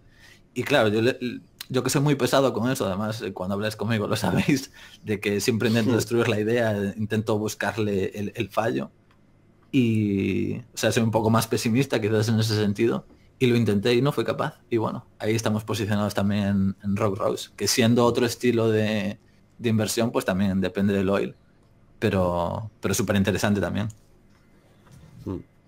Que a ti te dio también tiempo, por supuesto, a pillarlas. No tiene que ser. Sí, por supuesto. Yo también tengo una posición importante. De hecho, bueno, aún está por ver. Tengo pendiente el annual report, que como no está cotizando ahora mismo, pues lo dejé un poco aparcado, porque tampoco tiene prisa, porque creo que va a tardar en volver a cotizar. Pero está pendiente ver el tema de la última adquisición, a ver qué sacan de ahí, que yo creo que por lo que dejaron caer, leí así en diagonal y comentando, creo que va a ser bastante positivo. Y todavía está por ver, e incluso yo creo que podría dar una oportunidad de entrada dependiendo al precio al que vuelva a cotizar, ¿no? Porque no hay que tener un sesgo de anclaje, y aunque la empresa multiplique por 2 incluso, no sé, me estoy tirando de la moto quizás, pero independientemente del precio al que salga a cotizar de nuevo post adquisición, puede ser un punto de entrada, ¿no? Porque al fin y al cabo el precio es una cosa y el valor es otra, y eso hay que tenerlo en cuenta. Que es difícil, ¿no? Porque cuando algo dobla te da la sensación de que no puede subir más por algún motivo. Pero ya vimos con Rock Rose, es un ejemplo claro de ello, que la empresa ya era una bagger anteriormente y probablemente ahora vuelva a serlo. Esperemos que sea así, ¿no? Pero yo soy bastante optimista con la estrategia, que nuevamente es una estrategia que se fundamenta en aprovecharse de vendedores que quieren deshacerse de activos que para ellos ya estratégicamente o económicamente no son viables, pero que sí lo son para players independientes como Rock Rose y bueno, también hay inversión de private equity en esa zona del Mar del Norte. Bueno, es una tesis súper interesante. Yo al que no la conozca, incluso aunque ahora no cotice, le recomiendo que lea sobre la empresa y que comprenda el modelo y que comprenda por qué se dio la situación y puede dar una ventana de entrada a mi modo de ver. No sé vosotros qué pensáis, si cuando vuelva a cotizar hay ventana de entrada todavía o no, pero yo creo que sí. Yo el problema que le veo es la concentración de la cartera, porque seguramente seguramente, no lo sé, dependerá bastante del sentimiento del mercado, el precio del petróleo, también, que es uno de los problemas que tiene, es que es en el Mar del Norte es bastante sensible al precio del petróleo, pero yo creo que puede cotizar fácilmente al triple. Y eso, teniendo en cuenta que ya tengo una posición importante, pues ya ampliar, ya si tienes mucho en una posición, pues también hay que barajar el riesgo, no solo el potencial. Te haces un Iván, joder, como tiene que ser. Ahí está, 3 posiciones. Y acabas de ahí high con el conviction. 40. Y acabas con el 40 en Rock Rose. Sí, No, lo que dice Paco tiene todo el sentido. Al final es una empresa pequeña, es un sector bastante arriesgado y hay que ir con cautela, ¿no? Tampoco puedes meterle el 50% de la cartera o el 30% de la cartera a Rock Rose. Que yo concentro mucho en mi cartera personal, pero bueno, hay que saber lo que se hace y hay que saber a qué te expones también, ¿no? Porque equivocarse al concentrar puede ser muy, muy peligroso. Y bueno, ¿quieres comentar alguna otra... algunas otras ideas de cartera? Hombre, puedo comentar las ideas que tengo en cartera, pero realmente yo creo que ya todas seguro que las habéis tratado y seguro que las habéis tratado más en profundidad, así que no sé, si queréis pasar a otra pregunta o si... Pero vamos, lo que vosotros digáis. Yo creo que podría ser interesante comentar el tema del leasing aéreo, que aquí no lo comentamos. Vemos que bueno, lo tienen Estebaranz en True Value, lo tienen también en Oros, pero aquí nunca lo hemos comentado. Es un sector que parece muy barato, ¿no? Ok, Con los sí, números. pues sí. Me parece un sector súper interesante. Y bueno, antes de nada, pues vuelvo a referenciar, pues tenéis el análisis de Alejandro Estebaranz, que lo colgó en YouTube hace poco, y hace poco en Twitter también lo colgó en forma de presentación escrita. Y también el análisis de Oros sobre AirCap. Creo que True Value lleva las dos, por lo que comentó Estebaranz en el vídeo, lleva AirCap y Airlease al mismo tiempo, lo cual me parece una estrategia bastante inteligente. Y bueno, la industria en sí me parece súper interesante por las dinámicas subyacentes que tiene, de nuevo, ¿no? Porque al final tú dices, son leasers de aviones y esto pues es muy peligroso porque las aerolíneas pues quiebran constantemente y es una industria pues con malos retornos. Pero si tú analizas realmente los retornos de los leasers y analizas la evolución del propio negocio es interesante y además es un negocio que tiene un crecimiento estructural, ¿no? O sea, las proyecciones de crecimiento son por encima del GDP y va a tener un crecimiento mayor, ¿no? A lo que es la economía mundial. Y tiene todo el sentido del mundo porque al fin y al cabo el transporte de personas a nivel comercial por avión se está abaratando cada vez más. Es el mejor medio de transporte, por decirlo así, ¿no? Es el más rápido, es de los más seguros del mundo y es muy, muy atractivo emplearlo. Entonces tiene una tendencia de fondo que a medida que aumente pues, la población pues, a través de Asia, África y surjan pues, nuevas líneas de comunicación, es algo de lo que se va a ver beneficiada toda esta industria. Y a ver, al fin y al cabo, AirCap y Airlease, sin entrar en mucho detalle, es un negocio de spread, ¿no? O sea, ellos toman dinero prestado a través de financiación y después ellos prestan a una tasa más alta. ¿Y por qué pueden hacer esto? ¿Por qué no viene otro y lo hace? Bueno, porque primero necesitas una escala importante para poder hacerlo de manera eficiente y para diversificar tu riesgo, ¿no? Porque si no, pues podrías tener defaults de las aerolíneas de manera bastante continuada, lo cual tampoco es un problema en sí mismo, porque en el momento que tú tienes un default de una aerolínea y no te repagan, tú simplemente mandas allá a tu piloto, que esto lo explica Esteban en el vídeo muy bien, el piloto se coge el avión, se lo trae de vuelta y se lo pasas a la siguiente aerolínea que esté interesada. Y como realmente el mercado de los aviones es tan estable, el mercado de segunda mano, incluso en momentos de máximo estrés, lo que llegaron a caer pues fue bastante poco y realmente el mercado se recuperó muy rápido, pues es una industria con unas dinámicas en sí mismo que el que lo estudie verá que es muy interesante. ¿Y por qué están baratas? Pues yo creo que por el miedo a la deuda que tienen, ¿no? O sea, el mercado yo creo que ve la deuda neta EBITDA de ERCAP y puede que se asuste un poco, ¿no? Pero son empresas que realmente pueden apalancarse. Y si tú comparas el apalancamiento de ERCAP o Erlis con el apalancamiento de un banco, te das cuenta de que realmente está muy poco apalancada, ¿sabes? Y en el fondo ellos lo que son es un banco de aviones, por decirlo así. Son un banco que está especializado en prestar aviones y a una industria subyacente que tiene unas dinámicas a medio y largo plazo mejores que otras financieras, por decirlo así. Entonces yo creo que son empresas que son muy interesantes, que son generadoras de valor a largo plazo y que compradas a determinado múltiplo de book value me parecen súper interesantes. Hablo de múltiplo de book value porque al final tú lo que tienes son unos hard assets, unos activos tangibles y duros que son los aviones que tienen un valor, y estos tíos lo que se encargan es de intentar ver cuáles son los aviones que van a ser adecuados para su portfolio y se especializan en eso. Son una especie de asset managers de aviones en este sentido. De hecho, estas dos empresas tienen una pequeña división de asset management de fondos de aviones que te proveen, pues eso, al que quiera invertir directamente en los aviones, pues te proveen esa clase de activo, que creo que también irá a más, porque al final el mercado lo que busca es comprar activos que estén descorrelacionados del resto del mercado de alguna manera. Esto, si lo traemos un poco, se puede ver también en Burford Capital y todo el flujo de capital que hay hacia esa clase de activo. Pero bueno, me estoy yendo un poco por las ramas, pero para que se entienda un poco, ¿no? Y me parece interesante el book value, porque quiere decir que tú te estás comprando un portfolio de aviones por debajo de lo que cuestan. Y no tiene mucho sentido que se penalice a esas compañías con un book value muy bajo cuando realmente tienes unos activos que son buenos y que se pueden vender, y que generalmente lo que se ha visto es que a lo largo del histórico de estas empresas tienen una contabilidad bastante... O sea, no es una contabilidad agresiva, es una contabilidad sensata en el que reflejan el valor real de lo que tienen, y me parece un múltiplo adecuado, una forma de valorarlas adecuada, entre otras muchas que hay. Y de hecho la propia ERCAP, por ejemplo, que a mí me gusta bastante la estrategia, lo que hacen es una recompra masiva de acciones constantes. O sea, se están canibalizando a sí mismos y se están creando su propia empresa. Y eso es generador de valor, ¿no? Porque si tú te estás comprando a ti mismo por debajo de lo que cuestas, inmediatamente estás generando valor para el accionista. Esto no lo hace Erlis, no entiendo muy bien por qué, pero su estrategia de capital allocation es distinta. Sí que entiendo que al ser más pequeños y querer tener una flota más nueva y querer crecer, destinen el capital, pues en vez de dar recompras a querer crecer, versus ERCAP, que ya tiene un portfolio mucho mayor.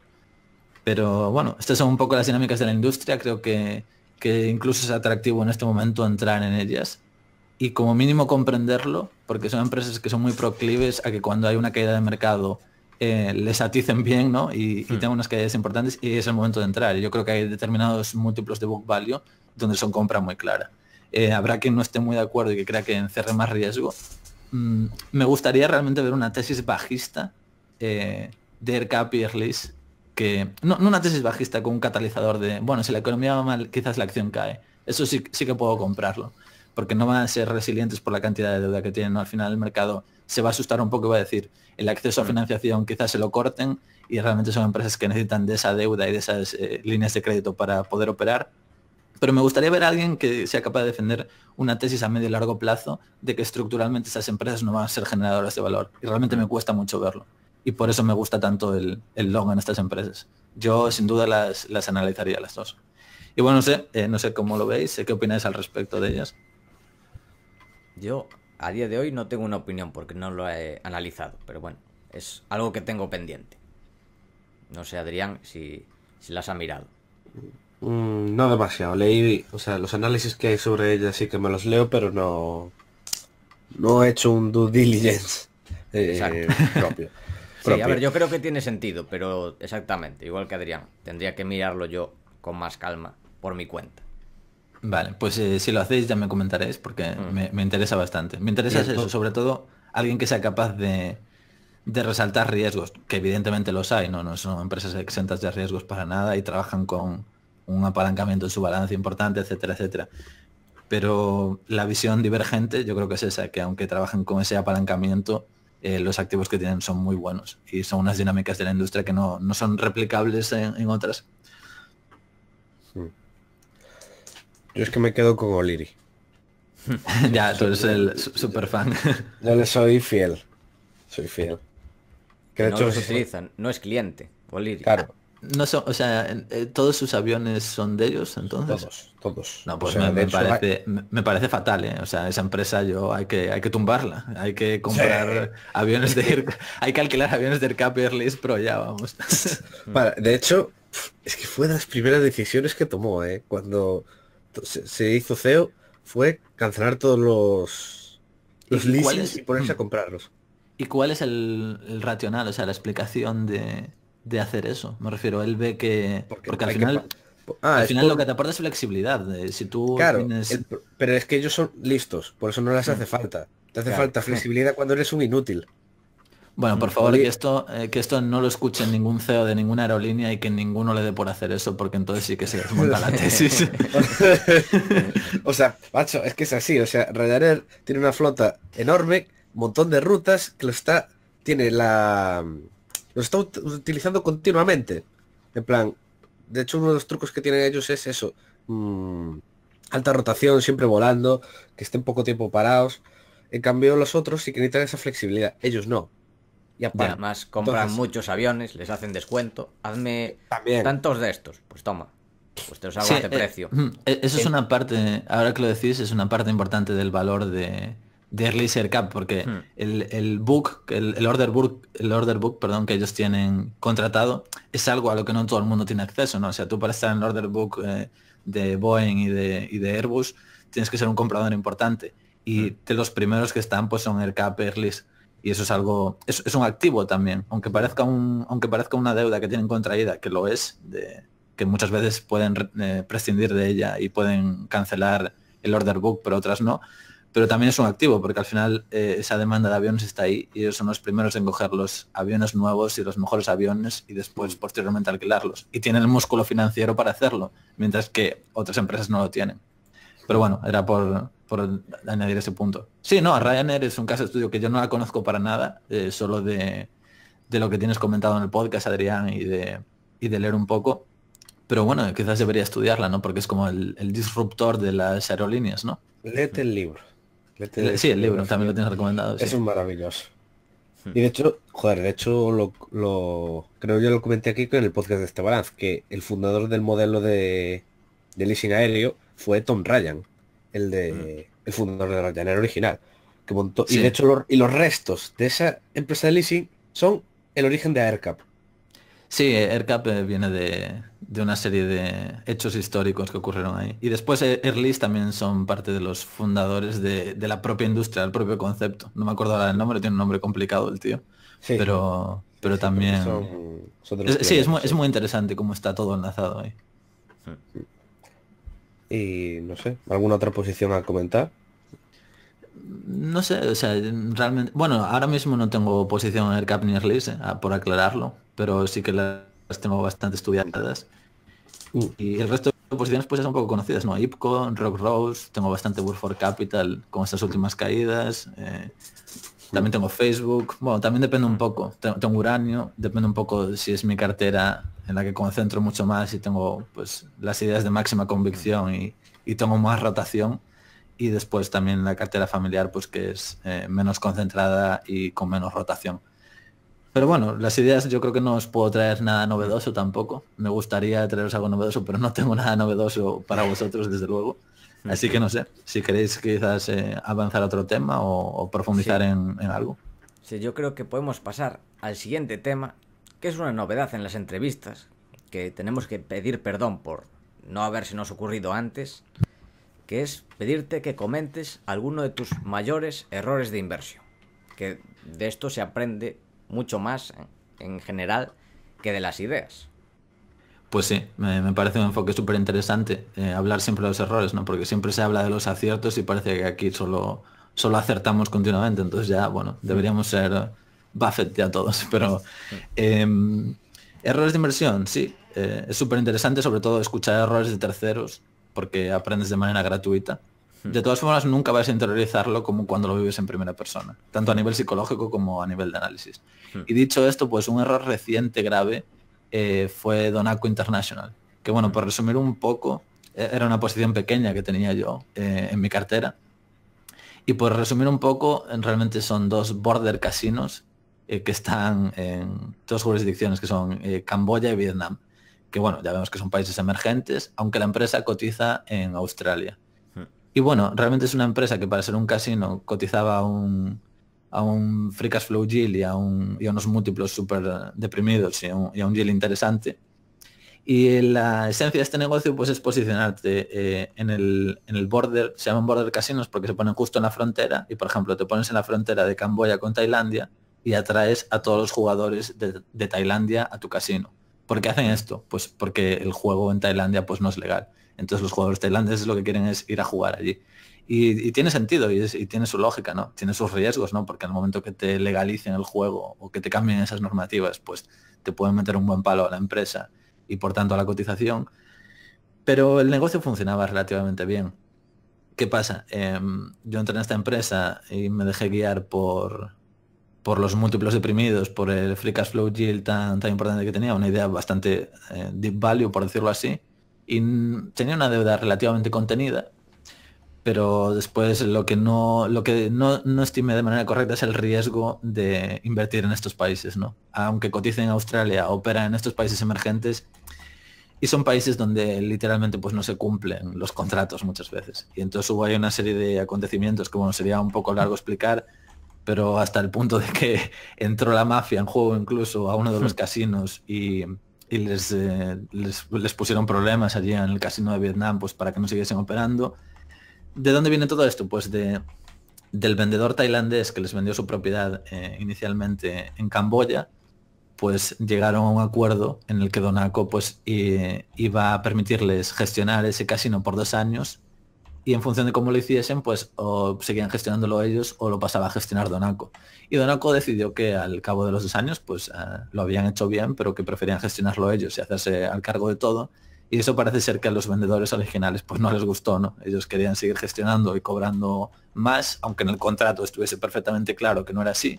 Y decidieron ponerle todo tipo de trabas. Y bueno, ya era un tema bastante surrealista, ¿no? O sea, los anteriores vendedores les desconectaron la luz, les empezaron a construir un muro alrededor del casino, que dices esto, pero ¿cómo puede ocurrir esto? No sé.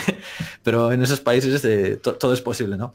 Y a donde quiero llegar con esto, más de lo anecdótico de lo que hayan hecho para intentar impedir que operasen, es que hay que tener mucho cuidado en las jurisdicciones que no son países desarrollados, porque al final en Occidente los contratos se van a cumplir, los acuerdos se cumplen, si no se litiga, contratas a Burford Capital y destrozan al enemigo seguro.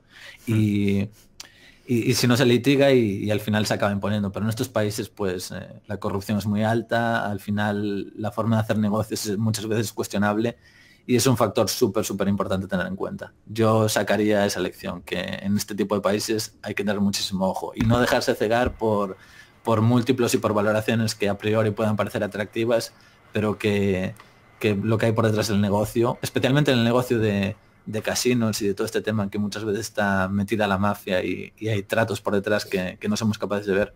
Entonces yo resaltaría ese error, que no hay que dejarse cegar por múltiplos, sino que hay que analizar los riesgos reales. Y las cosas en Occidente cotizan a un múltiplo y las cosas en países en vías de desarrollo cotizan a otro y con motivo. Pero no entiendo por qué las minas de Burkina Faso cotizan con descuento. Bueno, Adrián ahí está curtido. No lo acabo de entender. Por eso es que a mí me dices Vietnam, digo, pues un país bien.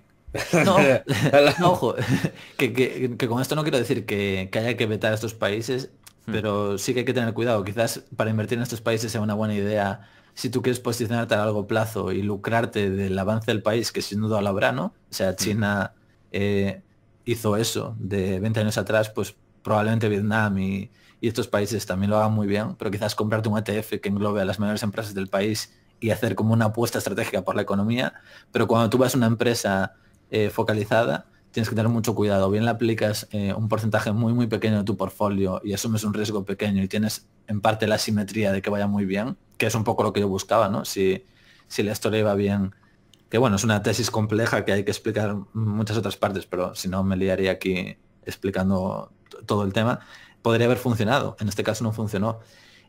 Ahora lo que ha hecho un fondo de Singapur especializado en este tipo de situaciones es, viendo que la empresa lo estaba haciendo mal, pues se han posicionado tanto dejándoles dinero como a través de las acciones y lo que han echado es al management, que realmente lo había hecho mal, y están posicionados ahí y creo que les puede funcionar. Y es un fondo especializado en este tipo de situaciones en Asia. Pero claro, el edge, el filón que ellos tienen es superior al que yo puedo tener. Yo al final, mi edge allí, ¿cuál es? Yo no estoy allí sobre el terreno, no tengo un conocimiento particular, es lo típico, está fuera de mi círculo de competencia.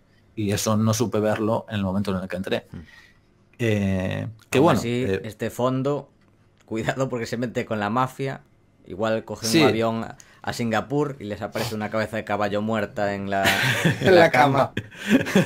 No, sí, el fondo que tenga cuidado. No, a ver, supongo que el fondo, que no tiene por qué salir bien por ser un fondo, pero sí que puede que haya valor todavía ahí. Y es una situación interesante que de hecho pues la preparé para Paco en Academia de Inversión y está allí pues para toda la gente de Academia de Inversión puede echarle un ojo y ver toda la historia en detalle, todo el análisis inicial y después el error posterior. Que por cierto, está también a punto de publicarse un curso también de Alex de inversión en situaciones especiales, en Academia de Inversión, que seguro que va a Efectivamente. estar muy interesante. Efectivamente, espero que guste y bueno, intentaré transmitir lo poco que sé todavía, pero lo buenamente mejor que pueda, todo el tema de situaciones especiales y de cómo podemos lucrarnos de ellas. Bueno, y pasando ya ahora a la recta final con las últimas preguntas, nuestras míticas, ¿qué has aprendido este año? Bueno, la verdad ha sido un año completo, ¿no?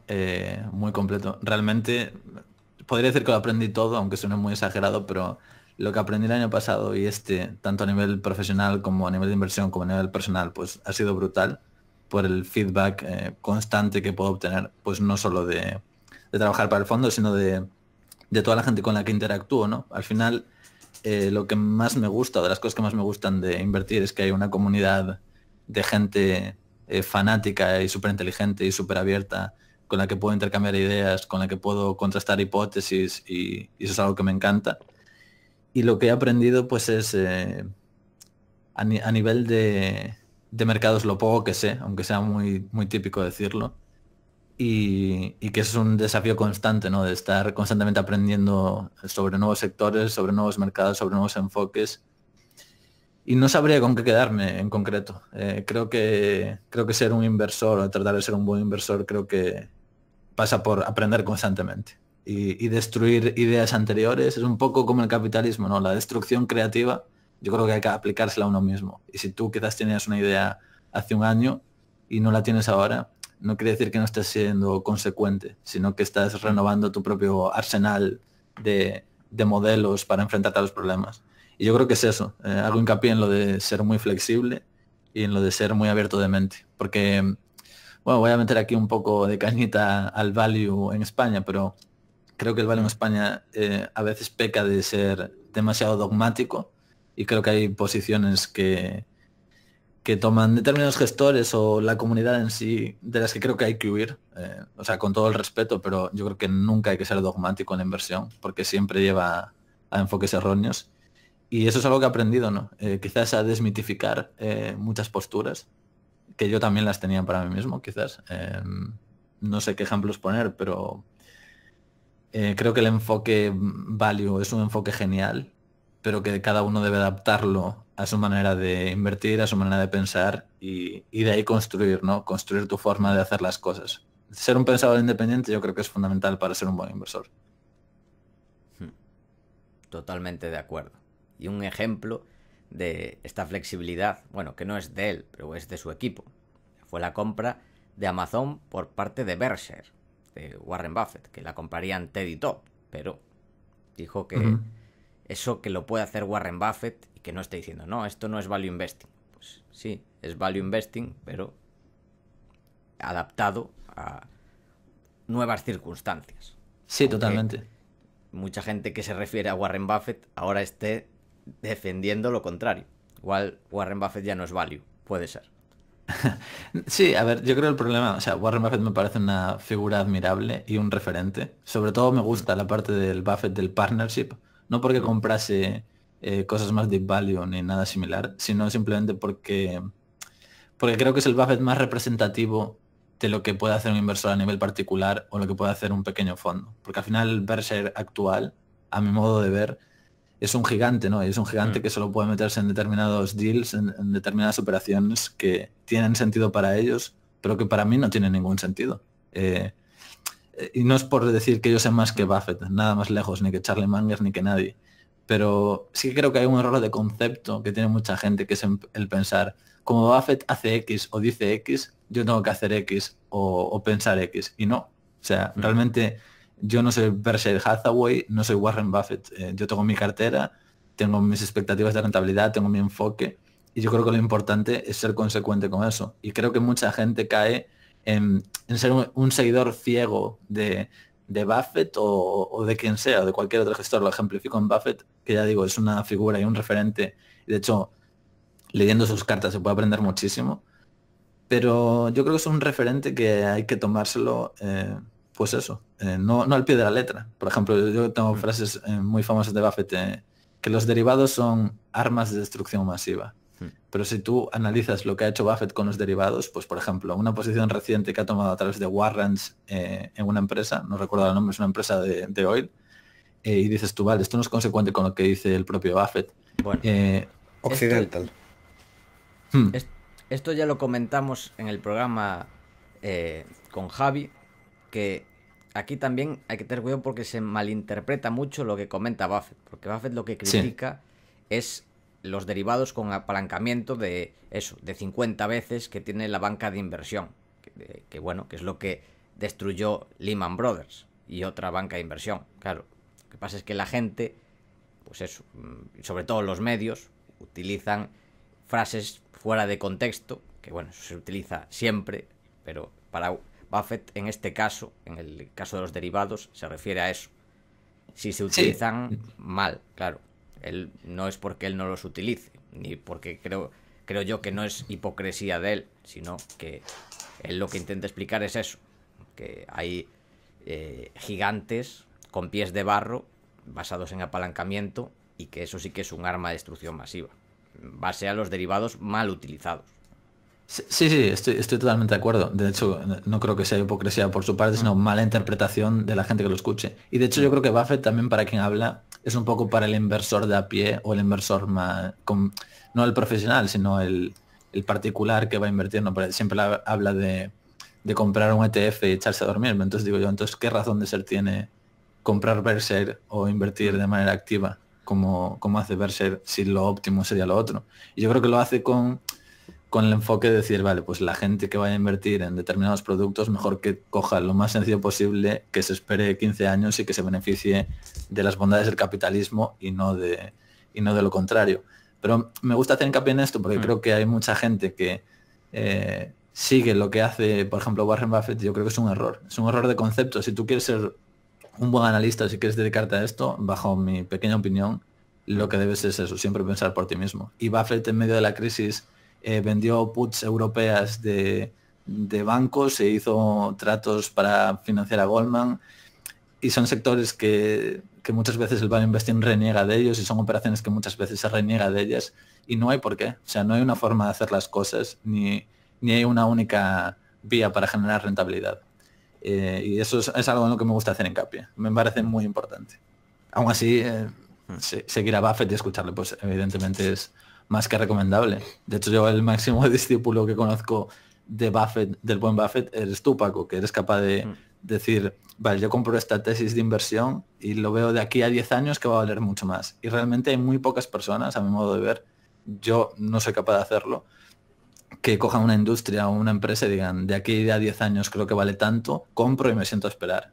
Eso es algo que me parece, vamos, fascinante. Y ese es el buen Buffett actual, que es lo que creo que hay que escuchar. Todo lo demás me parece, pues eso, un poco ruido mediático y querer sacar titulares y querer hacer un poco de marketing pues con la figura de Berkshire, y que el propio Buffett es una persona inteligente y sabe usar su figura pública para su beneficio. Que bueno, que también hay pocas empresas con las que se puede hacer eso. Sentarse y esperar 10 años y que sea rentable. También hay que decirlo. Eso yo lo hago en ocasiones cuando puedo hacerlo también. Tampoco lo hago... También porque Buffett tiene que hacerlo por el capital que gestiona. Es complicado hacerlo si gestionas cientos de miles de millones. También quizás no sea siempre la mejor estrategia para todo el mundo. Hay gente seguramente que haciendo buy and hold tendría, y en general, si eres claro, es para sacar muy buenas rentabilidades, me estoy refiriendo a rentabilidades que hay gente que las consigue del 30% anualizado, no puedes hacer buy and hold, tienes que moverte más. Vas a tener menos rentabilidad, pero también es un value investing más fácil. Yo voy a lo fácil también. O sea, sé que no voy a sacar esas rentabilidades del 30%, pero bueno, también es menos intensivo en tiempo, duermes también más tranquilo, tiene sus partes buenas y partes malas, y esa parte me gusta, esa parte de Warren Buffett, del estilo de Buffett y de Munger.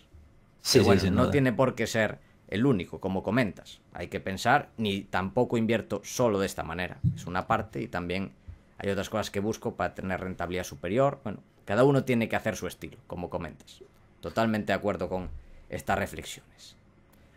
Bueno, vale. Sí. La pregunta inicial yo me desvié de ella de nuevo, lo siento, pero... Pero sí, esto es una lección me parece muy importante. Tener el propio criterio y ser capaz de... Porque al final si tú quieres ser analista o quieres ser inversor es a lo que tienes que llegar. Lo demás no sirve realmente, no estás aportando valor. Y al final el mercado por ti va a pagar si eres capaz de aportar ideas y de generar valor. Y si te quieres dedicar de manera profesional o tener éxito en el mercado, que no deja de ser una actividad profesional en parte también, aunque sea para ti mismo, pues yo creo que es fundamental. Pero bueno, sí. Bueno, tú aquí ya estás dando consejos. Estoy dando consejos. Lo siguiente que te iba a decir, consejos para novatos. No, espera, Adrián. Te estás adelantando a la pregunta, porque esto es lo que has aprendido este año y falta lo que estás intentando aprender. Porque bueno, lo que has aprendido... ¡Ay! Se me ha ido la olla. Claro. Lo siento, se me fue. No pasa nada. Estás dando spoilers, pero no pasa nada, porque la gente ya se conoce las preguntas que hacemos, así que da igual. Porque bueno, lo que aprendes, tú no sabes lo que vas a aprender, pero bueno, tú siempre puedes tener la intención de aprender algo en estos momentos. ¿Y en qué te estás centrando ahora? Vale. Vale. Me gustaría aprender un enfoque un tanto cuantitativo y sobre todo aprender a usar herramientas cuantitativas, pues aprender a programar un poco más para poder crear mis propios modelos. Esto es algo que tengo en mente, que todavía no empecé, pero que quizás empiece a hacerlo porque me parece interesante poder tratar los datos de manera automatizada. Y después lo que estoy intentando aprender, bueno, voy a presentarme al CFA, por lo tanto todo el material del CFA me voy a presentar en diciembre, va a ser parte de mi aprendizaje. Y sobre todo me interesa la parte de contabilidad, ¿no? Porque sin haber hecho una carrera tipo ADE o tipo economía, pues sí que tengo quizás una laguna mayor en algunos sentidos respecto a temas de contabilidad, y sí que es algo en lo que creo que tengo que darle un plus. Y después en general quiero aprender más sobre derivados financieros a nivel teórico, a nivel de cálculos, aunque sea todo muy matemático y esto tampoco suele gustar a veces, pero creo que se pueden aprender muchas cosas por ese camino, sobre todo el mundo de las opciones, que bueno, la estrategia básica de opciones pues creo que es lo más válido también que existe en muchas ocasiones. Y yo creo que esos son algunos caminos que estoy enfocando. Lo que aprendí recientemente mucho es sobre análisis de deuda high yield, que me fascina el enfoque, me encanta. Y no sé, esos son un poco los temas en los que estoy ahora. Seguro que me dejo muchas cosas, pero eso. No está mal para este año. Y bueno, Adrián, ahora sí, ¿no? Ahora sí. Consejos para novatos y libros recomendados. Vale, o sea, hago un mix aquí, ¿no?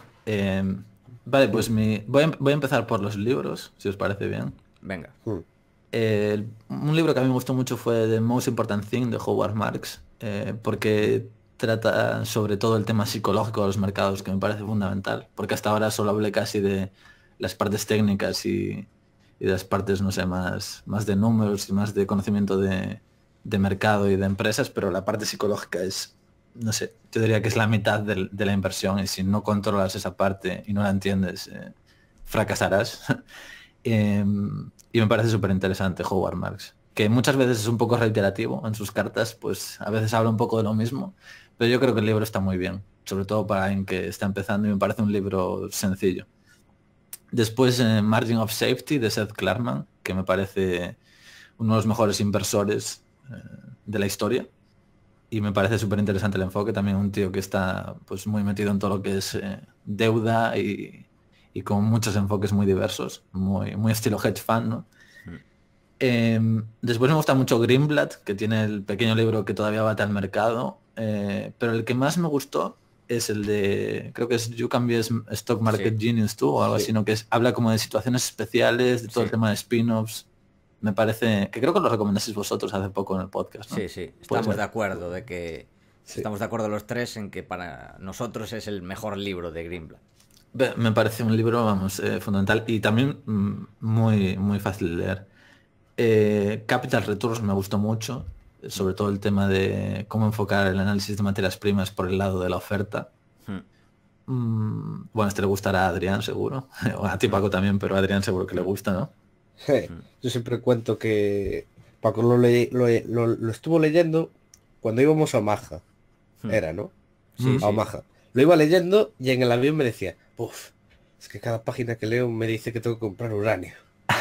Exacto, es el libro del uranio, aunque se haya publicado antes. Sí, súper interesante. Que no lo tengo acabado del todo, estoy casi al final, pero lo tengo ahí en pausa. Tengo muchos libros en pausa y en paralelo, porque últimamente no tengo todo el tiempo del mundo. Pero... Y bueno, siguiendo con los libros, Alchemy of Finance de Soros, un libro muy denso y un libro, diría que cuasi filosófico, porque el tío era filósofo, y me parece fundamental. O sea, la visión que tienen tanto Soros como Druckenmiller de los mercados me fascina. Creo que son las personas de referencia, por decirlo así, para mí. Me gusta mucho su enfoque, sobre todo por la flexibilidad mental absoluta que tienen los dos. Siempre está la anécdota de Druckenmiller, no me acuerdo en qué mercado bajista, que se había posicionado el viernes super long, el lunes se dio cuenta de que estaba equivocado, revertió la posición por completo y acabó ganando, ¿no? Eso yo creo que es algo que está al alcance de muy pocas personas, tener esa flexibilidad mental. Y me parece fascinante. O sea, siempre que sale algo de Druckenmiller, yo lo leo con detenimiento, lo guardo, lo vuelvo a releer más tarde y me parece una persona, no sé, me encanta el enfoque. Y Soros también. Le pasé que Soros pues ya no aparece en público, pero bueno, tenemos los libros. ¿Qué más libros? Un libro en este sentido también es de New Market Wizards, creo que se llama, que son como entrevistas a portfolio managers de hedge funds y también tiene este tipo de enfoque. Un poco más, entre comillas, de traders e incluso a veces hablan de análisis técnico. No de análisis técnico de figuritas y cosas raras, que bueno, eso es basura, o sea, no sirve para nada. Pero sí que hablan de tendencias de mercado, soportes, un poco de resistencias, ese tema, y que yo era muy contrario, pero que, bueno, abriendo un poco la mente en ese sentido, vi que algunas cosillas sí que pueden tener un cierto sentido. Evidentemente siempre basándote en fundamentales y basándote en cosas lógicas, que al final lo que mueve los mercados a largo plazo es eso, el subyacente real, que es cómo lo hagan los negocios. Pero bueno, me parece un enfoque complementario. Y después, algo que también me gusta mucho leer fueron todos los libros de Taleb, o Taleb, no sé, nunca aprendí a decirlo, no sé cómo se dice, pero me parecen muy interesantes. Bueno, pues por lo que todos ya sabemos, o sea, tenéis no voy a explicar nada porque tenéis un capítulo magnífico sobre Taleb en el que habláis de toda su obra, así que el que lo quiera que se lo ponga, y si no ha leído los libros que se los lea ya. Que bueno, Taleb me pasa un poco lo mismo, que creo que tiene unos seguidores que más bien seguidores son un poco fanboys y no me gusta nada, porque creo que que tiene muchos pecados ocultos, Taleb. Es un poco por dar el contrapunto a vuestro capítulo, que me parece muy bueno, súper recomendable, y los 3 invitados pues de muchísima altura. Pero yo lo que plantearía a la gente respecto a Taleb, estoy aprovechando un poco aquí metiendo esto, pero ¿dónde está su track record público de éxito en los mercados financieros? Porque él siempre habla, ¿no?, de skin in the game, pero como se ha lucrado él realmente es vendiendo libros a terceros, contándoles cómo hacer las cosas, contándoles que hacer un MBA es una mala idea, pero porque él tiene un MBA por una de las mejores escuelas del mundo. Y entonces yo me haría este tipo de cuestiones, ¿no? Cuando habla Taleb, creo que hay que escucharle y sin duda creo que hay que leerle, pero creo que peca un poco de hipocresía el tío. Y es algo que también me parece paradójico, ¿no? Que tiene una legión de seguidores y casi nadie se plantea todo esto. No digo que sea fundamental, o sea, no minora la calidad de su obra para nada absoluto, es algo independiente, pero sí que me parece una reflexión interesante y él tira contra muchas cosas de las que él es parte. Entonces yo creo que es un análisis que también hay que hacer respecto a él. Bueno, igual puede tirar contra el MBA porque lo hizo. Igual que yo tiro contra las universidades y lo que aprendes en la universidad. Y yo tengo 2 carreras. Y digo, lo que aprendes ahí tienes un título. Pero bueno. Igual es por eso también. Igual ese, que te digo que tiene las partes buenas, tener un título, que te abre puertas. Igual el MBA le abrió alguna puerta, pero lo que aprendió fue eso, anecdótico. No, sí, con toda la razón y muchas críticas de Taleb y yo las comparto. De hecho, yo creo que la universidad y los MBAs y todo esto llegará a una disrupción contra ellos porque al final es credencialismo, ¿no? O sea, no es tanto los conocimientos que tienes, sino tener la credencial que diga que los tienes. Y muchas veces la credencial sí que es válida y sí que es real respecto a tus conocimientos, pero otras veces no tanto. Y yo creo que hoy en día, con el acceso al conocimiento, la información que hay, son modelos que quizás estén obsoletos. Pero bueno, le quería dar el punto, ¿no? Porque muchas veces también es como un personaje muy mitificado y que parece que todo lo que diga él pues es correcto y tampoco tiene por qué ser así, ¿no? O sea, también tendrá sus fallos metodológicos y me parece una persona que transmite muy bien el conocimiento, sus libros me encantan, he escuchado alguna charla también de él, pero bueno, al final hay que decirlo, ¿no? Me refiero, si él se dedicase a los mercados financieros, pues quizás podría dar las lecciones en primera persona. Si te dedicas a escribir sobre cómo son los mercados financieros, que es súper respetable, pero bueno, entonces no critiques a los demás por cosas similares, ¿no? Que bueno, en general lo que comentas es aplicable a todo. Es siempre muy sano intentar ser bastante iconoclasta e intentar eso, ver los fallos en todas estas personas que puedes admirar por unas cosas, pero todo el mundo tiene sus fallos o no tienes por qué estar de acuerdo con un pack completo de la persona.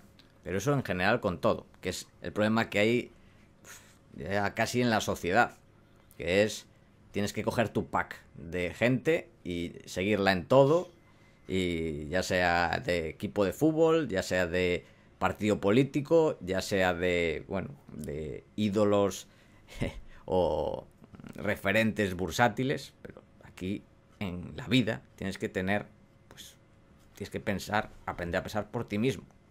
Es un problema general ya. O sea, ya estoy derivándome a todo, pero estoy totalmente de acuerdo con lo que comentas. Exacto, no podremos estar más de acuerdo. Y ya que comenté libros, pues si lo queremos enlazar con las reflexiones, ¿no?, que comentábamos antes, yo creo que, o los consejos, yo creo que esto es fundamental, ¿no? O sea, no casarse con ninguna visión, no cogerse un pack, ¿no? El famoso efecto rebaño que es tan humano, ¿no? De como al value investing le gusta esto, pues a mí me tiene que gustar esto, y si no lo enfoco de esta manera es que ya no soy value. Bueno, ¿y a mí qué? O sea, a mí me da igual ser value o ser contrario o lo que sea. A mí lo que me importa es algo muy sencillo: conseguir retornos superiores ajustados al riesgo. Y la forma en la que lo consiga, si yo tengo un sistema, me da igual que sea MX, Y o Z, o me da igual que lo haga Warren Buffett o que lo haga mi vecino el de al lado. A mí lo que me importa es conseguir eso. Y eso es en lo que tengo que centrarme. Lo demás es una pérdida de tiempo, y yo creo que es un sentimiento muy humano de sentirse parte de algo, que es muy loable, muy noble, muy interesante, porque al final somos seres sociables. Pero si lo que queremos conseguir es el otro objetivo, pues tenemos que huir de ese herd behavior y de ese pensamiento en manada, ¿no? Lo que hay que ser es un pensador independiente. Y yo creo que hay que ser muy ecléctico, ¿no? No casarse solo con una filosofía ni con una forma de hacer las cosas, sino ir cogiendo de cada una de ellas las partes que más se adapten a nosotros, que más interesantes sean, e ir construyendo pues nuestra propia forma de hacer las cosas. Yo eso es lo que más recalco en ese sentido. Así que yo creo que estamos muy de acuerdo. Pues muy buen consejo para novatos. Y por último, para terminar, queremos pedirte consejos para personas que quieran trabajar o puedan estar interesadas en trabajar en el sector financiero. Vale. Bueno, aquí tengo que meter un disclaimer, ¿no? Que yo pues puedo decir ahora que trabajo en el sector financiero, pero soy como ultra primerizo y no sé Pero prácticamente bueno, nada. has conseguido entrar, que es muy complicado. Sí, o sea, yo sí, reconociéndolo, pues para mí ha sido un trabajo intenso un trabajo que no se veía, ¿no? Porque yo al final lo que iba aprendiendo sobre inversión y sobre finanzas no lo aprendí en la carrera. Sí que es cierto que si eres ingeniero de organización, pues aprendes algunas partes, pero no son suficientes para entrar en finanzas, ni muchísimo menos. Entonces era un trabajo constante, ¿no? Yo creo que hay que ser constante y aunque el trabajo no se vea, pues ir haciéndolo poco a poco. Y después lo que tuve es una cantidad de suerte pues enorme, tengo que decirlo, o sea, es mi forma de verlo y creo que es así. Pero al final tú tienes que exponerte a esa suerte, ¿no? Entonces yo lo que le recomendaría a la gente es que hay como dos caminos. Pues el camino más tradicional de decir, pues voy a hacerme una carrera, tanto si eres ingeniero como si eres ADE o economista o las carreras más típicas de este mundo, intentar sacar buenas notas, intentar acabar a curso por año, intentar hacer todo muy bien, porque eso es algo ultra valorado en la industria financiera. De hecho, se van a fijar mucho en eso, por toda la gente con la que hablé y por los procesos de selección y por amigos que tengo dentro. Son factores fundamentales que pueden gustarnos más o menos y pueden ser más representativos o no de la capacidad de una persona, pero la realidad es esa. Entonces eso es muy, muy difícil salirse. Centrándose por ese camino, yo daría esa recomendación. Después está el tema pues famoso del CFA, ¿no? Yo recomendaría a la gente que quizás se lo plantee incluso, pues eso, cuando esté en el último año de carrera o cuando esté acabando, pues ya ir a por el nivel 1, porque bueno, al menos demuestras que tienes un interés y tienes un conocimiento específico en ese campo.